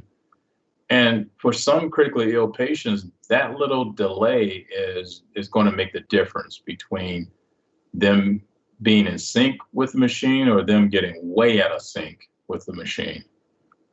And so what NAVA has done is it's used technology to kind of figure out, or at least to monitor the electrical activity that's going on in the diaphragm.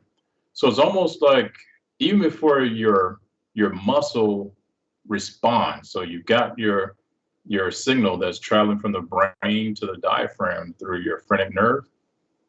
So once the nerve signal or nerve impulse reaches the diaphragm, your NAVA catheter, which just goes into the esophagus, so this is, of course, all proprietary. You got to buy you can only get it from this company. You got to have a special catheter. It's like an NG tube, more or less, with a little special sensor on the end of it.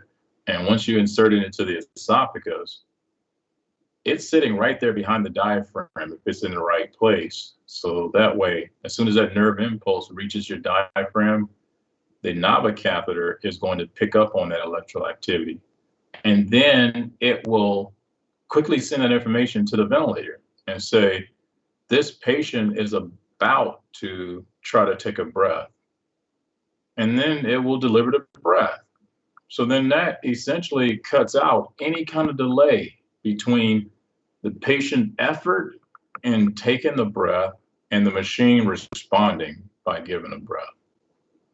So it really does. When it works pretty much seamlessly as far as the synchrony and worker breathing is much better, and et cetera, et cetera. And then just like with anything, as we know with technology, there's always some variables and there's some things that can interfere with the system or confuse the machine or, picks up on the wrong thing, and, and you have to be there to adjust and make changes as you need to. And you need to be able to also recognize when things aren't working the way they're supposed to be working. Okay. Now, NAVA, it takes a course. You got to have like some training on this, because it's not just like learning how to set up like a sys controller SIMB and then that's it. I mean, there's a little bit more going on. Inserting the tube itself is not that hard. I mean, it's just like inserting an NG tube or an OG tube, but you got to get trained on inserting the catheter. And then you also have to kind of understand like what the machine is doing exactly and what you need to set and how you need to make adjustments as necessary. So I only put a screenshot of this just to kind of show you. They call these like the EDI signals, or EADI, electrical activity of the diaphragm, EDI, EADI, EDI. People call them, whatever. But it's not too many settings that you're entering. As you see, this is the interface for the CervoI, and we're in NAVA mode. And now it wants to know, just going from left to right, it wants to know what FL2, that's nothing new. It wants to know how much PEEP, that's not new. But then it wants to know the pressure, like it wants to know the NAVA level, like how much pressure do you want to target here? And so like in this case, 1.3 centimeters of water per microvolts.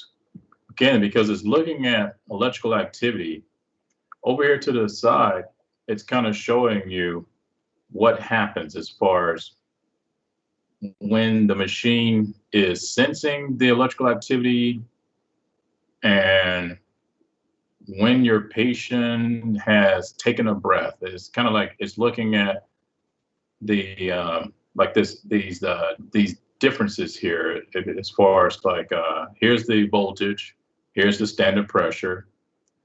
Now, this breath, it's they've got it labeled here as like the EDI max, and then the EDI min. So with that particular breath, the machine will be able to kind of figure out if the patient needs a little bit more help or a little bit more assistance, I guess you could say, or if they really don't need that much assistance.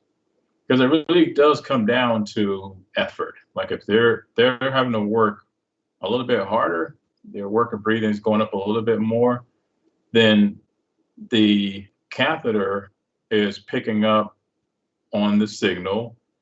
The ventilator is looking at like what's going on otherwise as far as like the patient effort, and then it's able to kind of like make some adjustments, and overall it's going to try to help to improve the work of breathing essentially.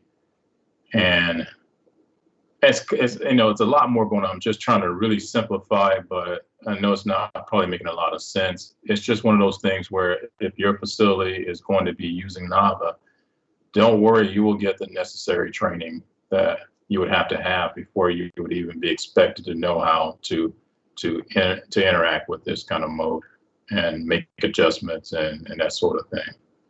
But I guess the main thing here is to say, look how revolutionary this has been as far as being able to detect when your patient is trying to take a breath, even before they start really taking a breath, because we know how fast electrical signals travel, like these nerve impulses. And so once that impulse has reached the diaphragm, this catheter has already picked up on that. And then that electrical signal is going to be quickly transmitted to the ventilator because, electrical signals are going to travel extremely quickly. All right. APRV. Now, APRV, again, depending on the model of the machine that you're working with, it's going to be trademarked under a different name. So the NBRC, when they give you APRV as a question or something of that nature, they'll just say APRV. And another thing about APRV and the NBRC, they know this is a specialty mode. They're not going to really expect you to really know the ins and outs and how to manipulate and do extensive troubleshooting with this type of mode. So what I've seen is they would commonly give you this as a distractor, meaning that when you should have been choosing like a volume control mode, like an AC or SIMV, and then they give you APRV, and you chose that instead, then that's probably not what they were looking for you to do at that time. Or if they give that option to you and say like one of your clinical scenarios or one of your clinical cases, it might be given as do we want to choose this mode because it's pretty much like pressure control, but it's a much better version of pressure control. And that's what they may be leaning toward, trying to get you to look at how APRV is a whole lot better than pressure control. So now just to kind of get into what APRV is, some people just say it's like CPAP with two pressures, like a high pressure and a low pressure. And then others will say, no, not really. It's not like a CPAP. But for this particular chapter, they're referring to it as like a constant pressure or constant CPAP. And then the release part, the release is when you go from your high pressure to your low pressure. And as we'll see, and we've got a picture coming up here, you're not really setting a frequency in this mode here. It's your release times that's going to determine how fast the breaths are going to be delivered, I guess you could say. So then the second point here, now notice that your baby has developed RDS. And because of the concern about barotrauma and volume control, we want to be thinking, if you have a situation where maybe you start in volume control and then you notice that that wasn't working, the peak pressures are too high, then you want to be thinking pressure control. But mind you, you're pretty much going to start in pressure control anyway with the newborns. Very, very rarely, and I don't want to say never, but very, very, very rarely, you're going to find a nursery that is using like a volume control mode for the newborns. It's pretty much going to be pressure control. But again, APRV is a much better version of pressure control. Now, here's the major benefit of doing APRV. You are not limited in as far as when you can breathe. No matter where you are, as far as if you're at your high pressure or if you're at your low pressure, you can still breathe. And then the release component, that is your chance to exhale. So now let's take a look at the picture here, because the picture is probably easier to follow as far as what's going on. So then here's your handoff report. In your handoff report, you got to let the oncoming therapist know what your, let me see, you're going to want to know what the settings are. So you're going to have to tell them what the P high is, the P low, T high, and T low. And of course, FiO2 as well.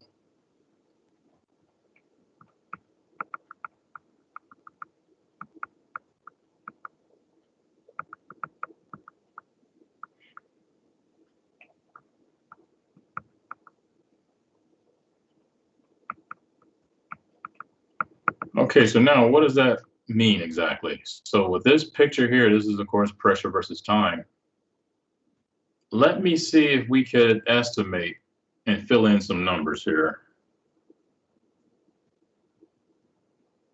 So for the high pressure, so here's our P high. P high looks to be 30.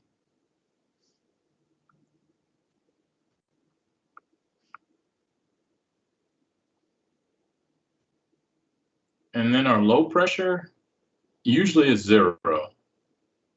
So the low pressure is kind of like PEEP in a sense, because again, you're going from a high pressure to your lowest pressure. And pretty much all protocols are going to say, start your P low at 0. Rarely are you going to need to go any higher than 0 on your P low. And then when we talk about what's going on, like with the release and that sort of thing, maybe it'll make a little bit more sense as the reason why you really don't need to have your P low set at anything but 0. And now your T high. How long are you staying at this high pressure? So here's the 2-second mark, all the way up until the 8-second mark before you go back down to your low pressure. So T high is 6 seconds. I'm going to have to erase this FiO2.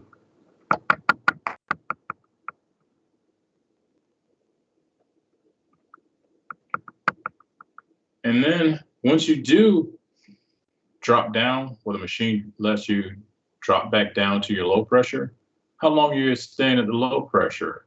Slightly less than a second. I'm going to call that 0.8 seconds. That's kind of a long T low, but well, this is just an example, I guess. And of course, with FiO2, we don't know what the FiO2 is. This graph can only show us pressure and time, and that's it. It can't tell us anything about what our FiO2 setting is. But we know that that's still something that you're given in a handoff. Good gracious.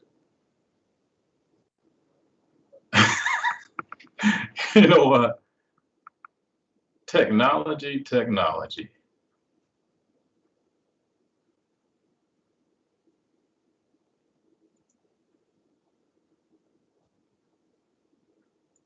There we go.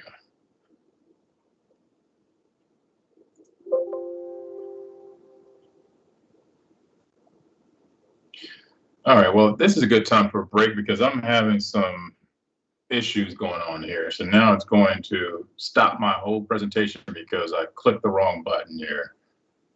So let's take our 10-minute break and then we'll come back.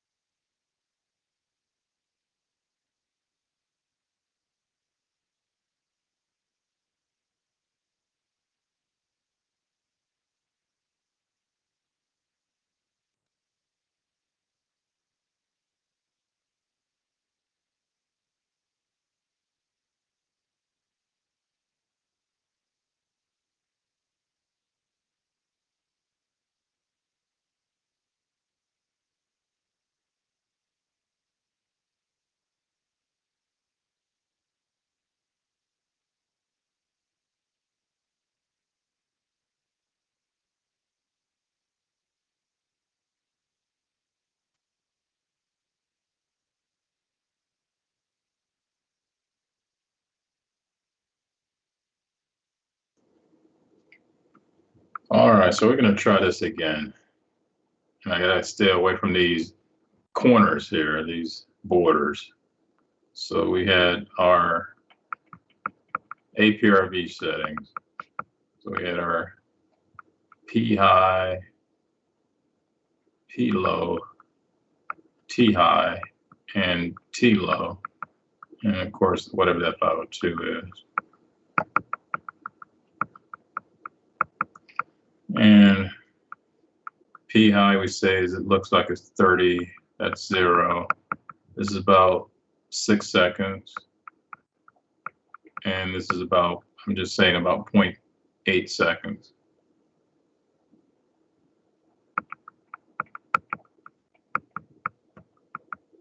Okay, so now your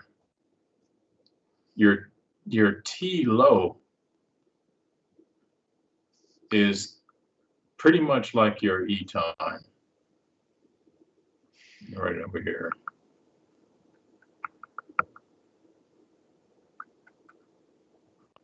Which means that your T high is like your I time. You add these two together and you'll get like the total cycle time.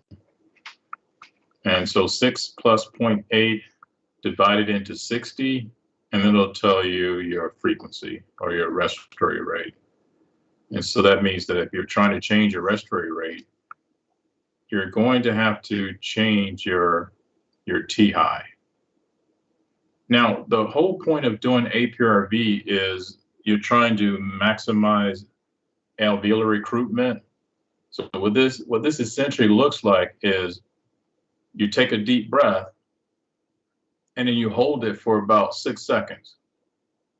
While you're holding your breath, or you've got this air in your lungs, before you exhale completely, you can still breathe a little bit if you wanted to on top of that. So you've taken in a deep breath, and then you can still breathe a little bit on top of that.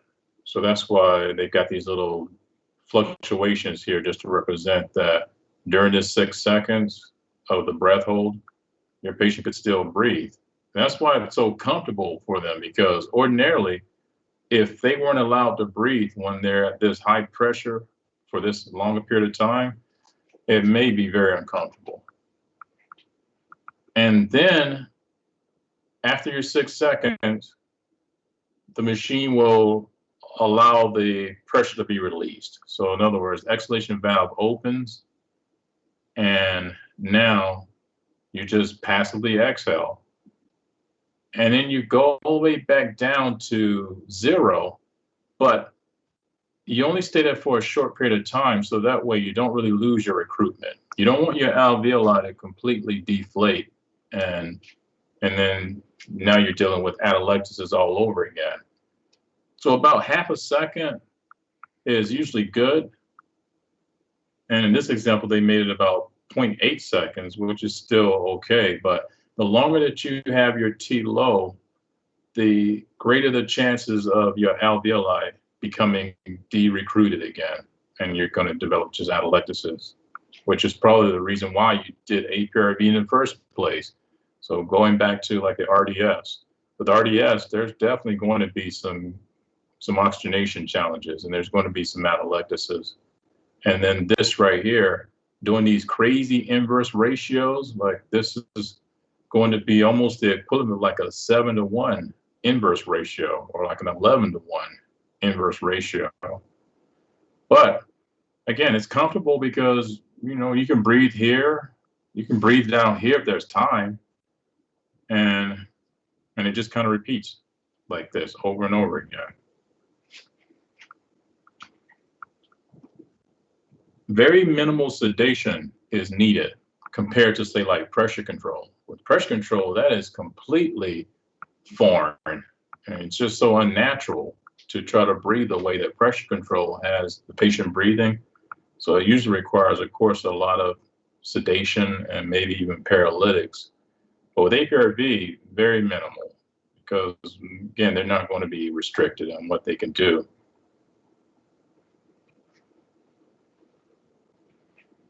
Okay. So then just some more information here. I think this is the same, isn't it? Am I going forward or backward here? What is my computer doing today? I know that I hit the forward arrow. I did not hit the back arrow because the back arrow is way over here. Gracious, it's just going to be one of those days. I'm sorry, guys. Just bear with me. So, yeah. Now, other methods of ventilation. Now, this is something that not all hospitals are going to experiment with and see if it works. And there's others that will. I've never seen it done at the bedside, but this is something that somewhere around, I think it was like the 1990s, mid 1990s, is when it really got a lot of like popularity as far as babies with RDS and BPD. They would benefit a lot from partial liquid ventilation. They call it PLV for short. So the picture that we have here is, of course, just a poor laboratory rat that's being submerged fully. So this would be considered total liquid ventilation here. And you don't commonly see hospitals trying to do total. They'll do partial, but they really won't do total. And that doesn't mean that we're going to submerge our patients underneath some kind of liquid. It's all about what we're doing with the lungs with this type of ventilation. Total.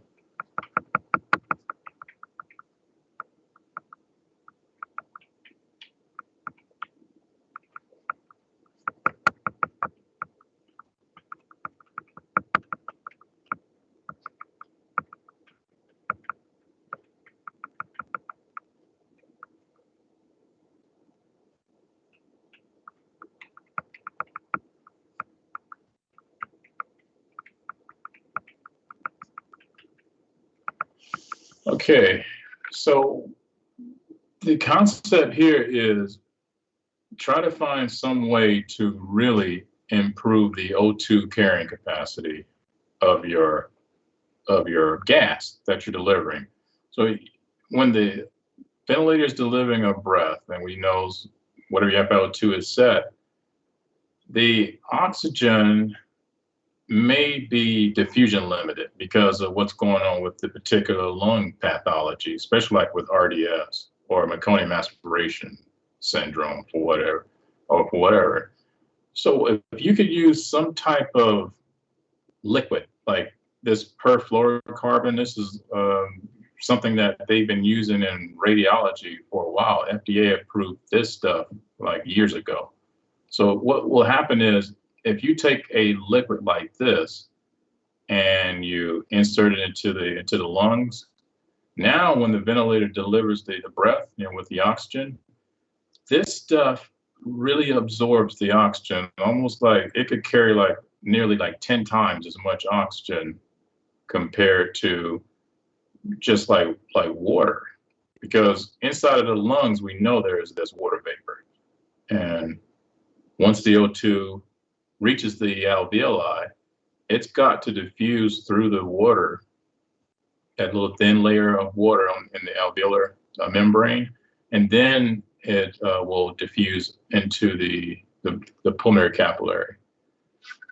So with the perfluorocarbon, this is going to change the game as far as how much O2 that you now potentially have that can, first of all, that dissolve into this liquid, and then hopefully you now stand a much better chance of getting way more oxygen to diffuse into the bloodstream. Now, what this would look like is you'd have to have like an adapter on the ET tube.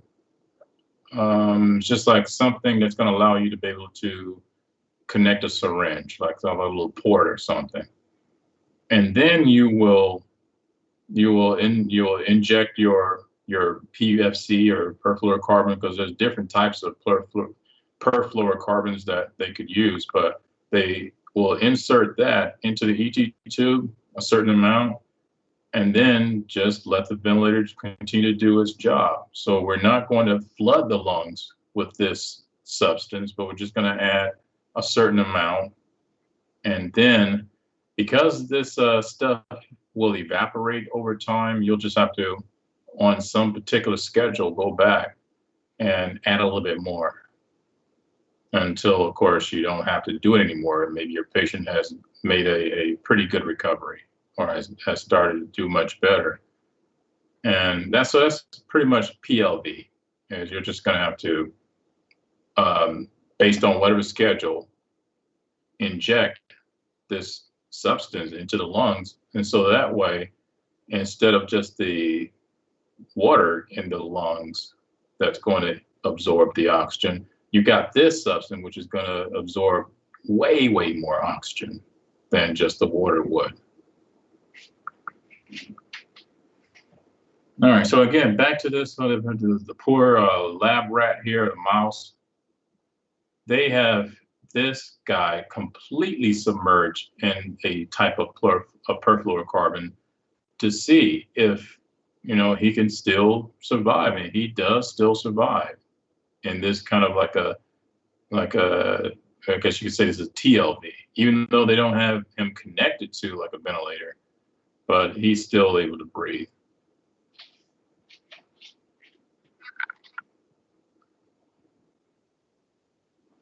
Management strategy. So luckily we don't have to worry about this with our conventional ventilators because we do the SST or the pre-use check, and the machine is going to figure all this stuff out for you and make adjustments as it needs to. But let's say that you're working with a machine that doesn't have the ability to do an SST or pre-use check. Then you would have to do all this stuff manually. Like during that period of time when you're cleaning the ventilator and getting a new circuit installed on it so that you can get it placed on standby, you're going to have to do some extra steps and figure out what your tubing compliance is. And then that way, whoever ends up using the ventilator will have to take that tubing compliance into consideration when it comes to the tidal volumes. I mean, the set tidal volume, XL tidal volume, et cetera. So now when we look at tubing compliance, we know that compliance is just a change in volume or a change in pressure. Unlike our lungs, where we want the compliance to be higher, with tubing, we want it to be stiff. We don't want the tubing to stretch as much. So we want that to be low compliance. So the lower the better, which would mean more volume is going to be delivered, or I guess you could say more volume will make its way to the airways instead of just still being out there in the tubing.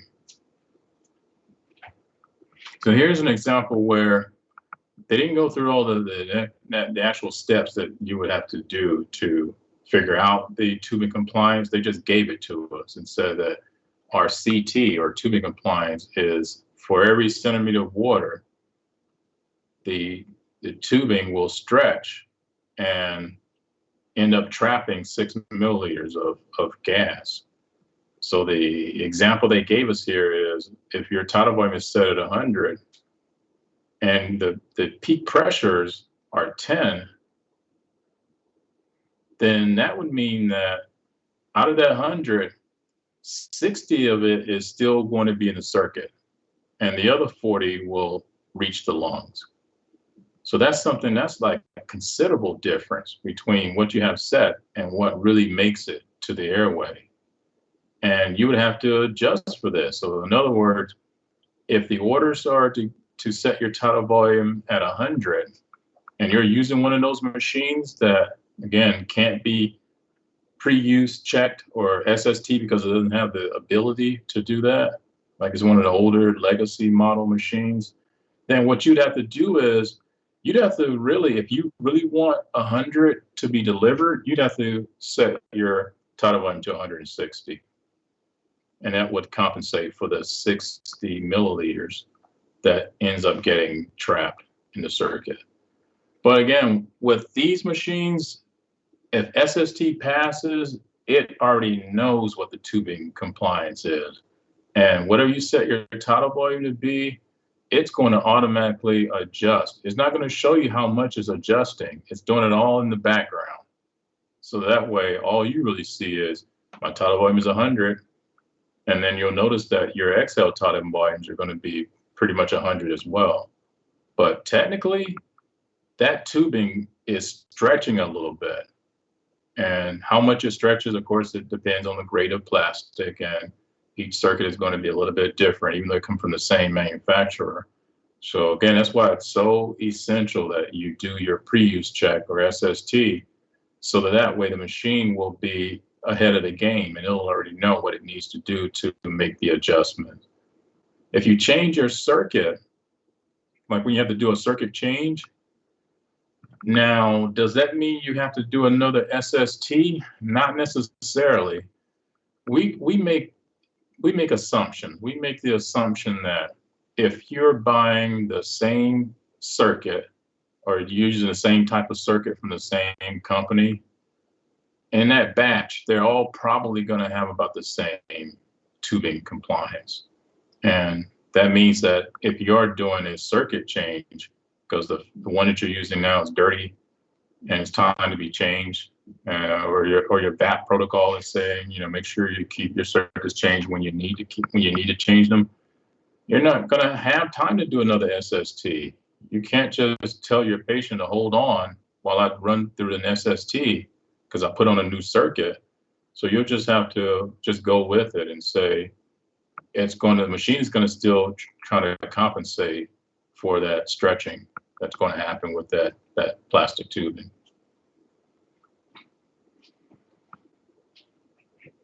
Now, humidifiers, we don't use these type of humidifiers per se anymore, but it's still the same concept. This is a Passover humidifier here. And there's different types. In the beginning, they came out with like a wick type of system where you had like some type of fabric or cloth material that would be inside of be underneath the water, and it's kind of like sucking up the water or wicking the water, and then the gas passes over that and picks up the humidity. And what else do they have? So this is the Cascade Passover. They had a wick. There was another one that they came out with. I can't remember what it's called, but Passover humidifier. So our humidifiers that we use today are still working on this same kind of principle where you've got your water inside of the chamber, and then as the breath is being delivered, as the gas is traveling through the circuit, it picks up the humidity because there's humidity that, of course, you can't see that's floating right above that layer of water. So there's a layer of humidity right over the surface of the water. And the gas picks up that humidity as it's traveling, kind of like, I guess you can say, like convection. It's picking up the humidity and the heat, and then it's traveling and it's taking that and delivering it to the patient. So the plastic material that they use to make these humidifiers, they don't stretch. You should not be able to squeeze a humidifier because it's like really, really hard plastic. And it's for that reason, so that way, while the machine is delivering a breath, this should not be another source of air trapping, I guess you could say, where air ends up getting like stuck and never makes it to the patient. It's just your tubing is unfortunately going to stretch a little bit.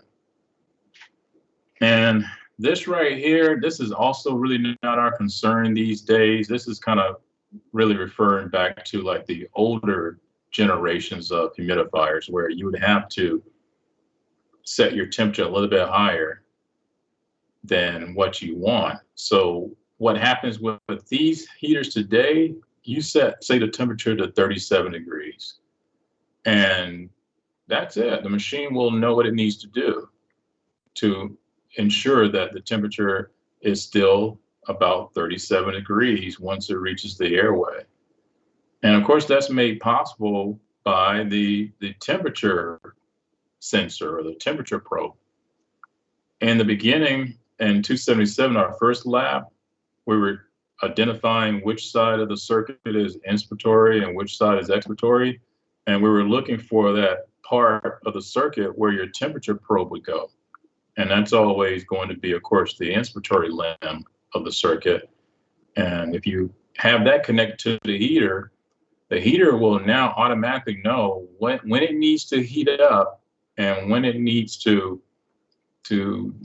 not heat anymore, or at least kind of like to turn the heat down a little bit. So that way you can pretty much keep the same consistent temperature.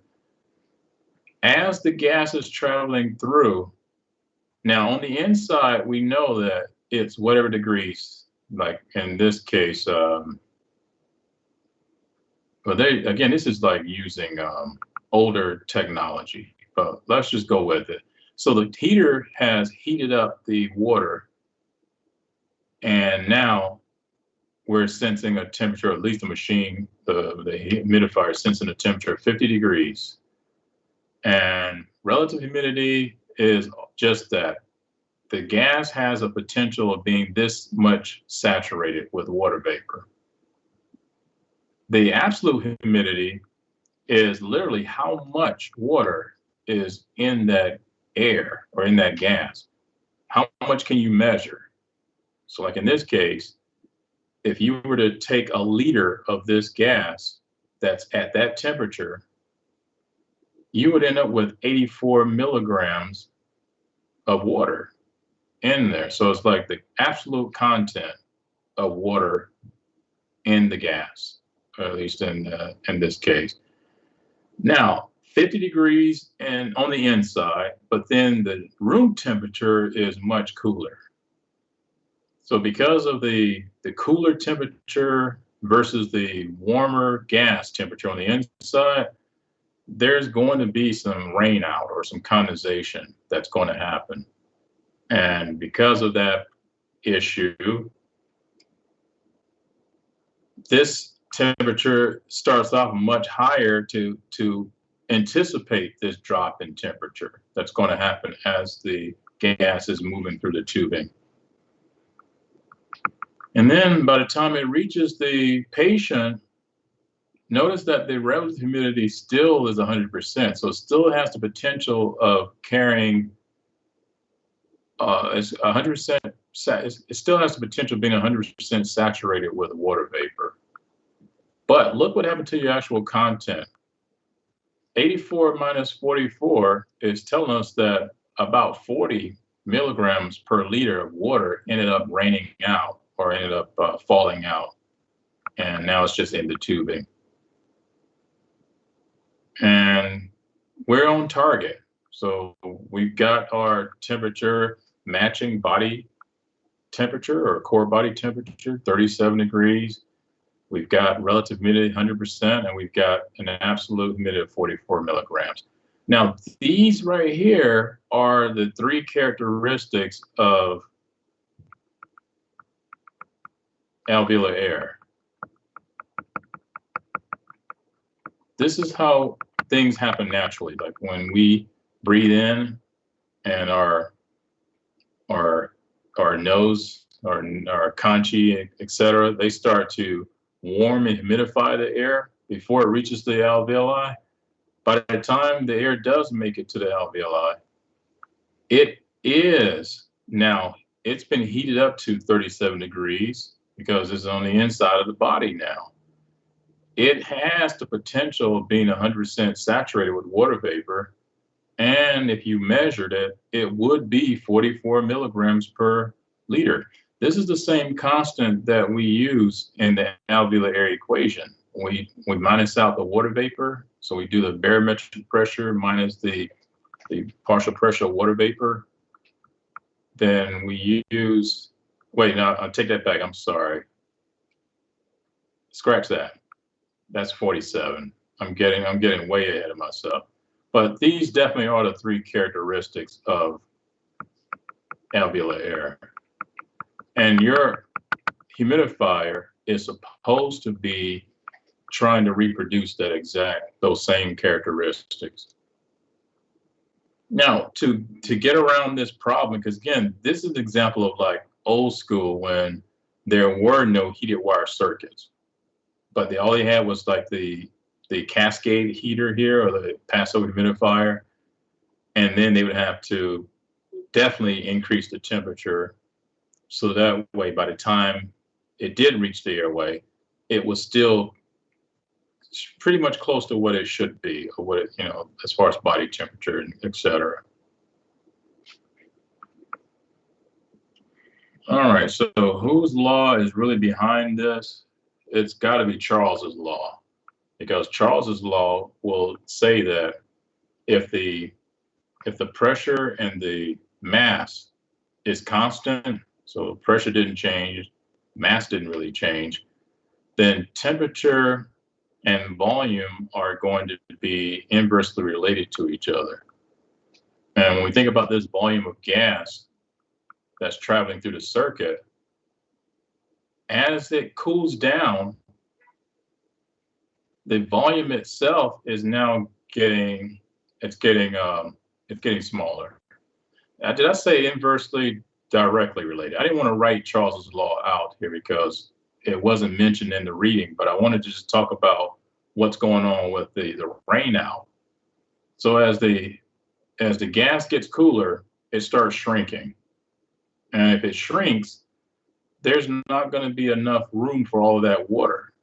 And some of it has to leave, which is why you get the rain out.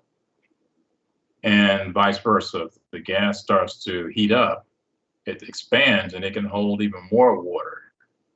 So that's the 84 that we have right here. This is hot. And so it's holding way more compared to here where it's not as hot and it's not holding as much as well. So again, not our concern with heaters today. We set it in and forget it, more or less. And the machine will take care of pretty much everything, especially if you're using a heated wire circuit. There still will be a little bit of rain out, even with the heated wire circuits, especially if you've got a situation where maybe there's a fan in the patient's room and it's blowing cool air directly on the heated wire circuit. And then that's going to still, of course, create some rain out, unfortunately.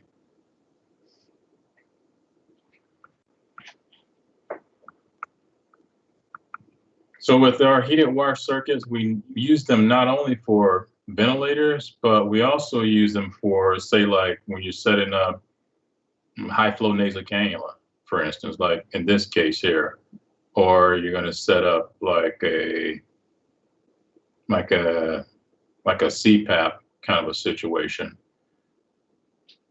The thing about the wires and the temperature probe and et cetera, when you set up these systems, you just got to remember that the machine is depending on the temperature probe to be able to make its decisions on what it needs to do. Servo is just the way that our thermostats work in the house. Like when you turn the thermostat, like the heater, you turn it to 75 degrees. As soon as the room temperature drops below 75, the heater turns on. And then as soon as the temperature goes to 75 or a little bit higher, the heater shuts off. And it's the same thing with these heaters. And so it's using this, the temperature probe is like what's guiding it to determine whether or not it needs to turn on or off.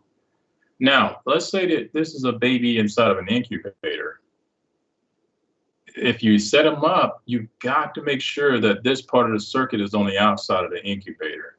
Because if this is sitting right inside of the incubator with him, the computer, or at least the humidifier, is going to think that everything is just fine as far as temperature. Or it may be fooling the temperature probe into thinking that the baby's airway is too hot.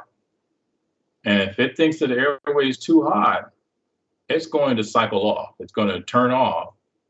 And then that's going to be a problem, because now the gas is not going to be properly warmed and humidified. So that's just a standard. Like if you're going to be setting up any system that's going to require a temperature probe, keep that outside of the incubator unless you want to purposely create problems. Okay, after lunch, we'll definitely finish off the rest of this information here in chapter 17, and then we have the 2 short chapters on non-invasive, which will be 15 and 16. So we'll be back from lunch at 12:30. We got 12:30.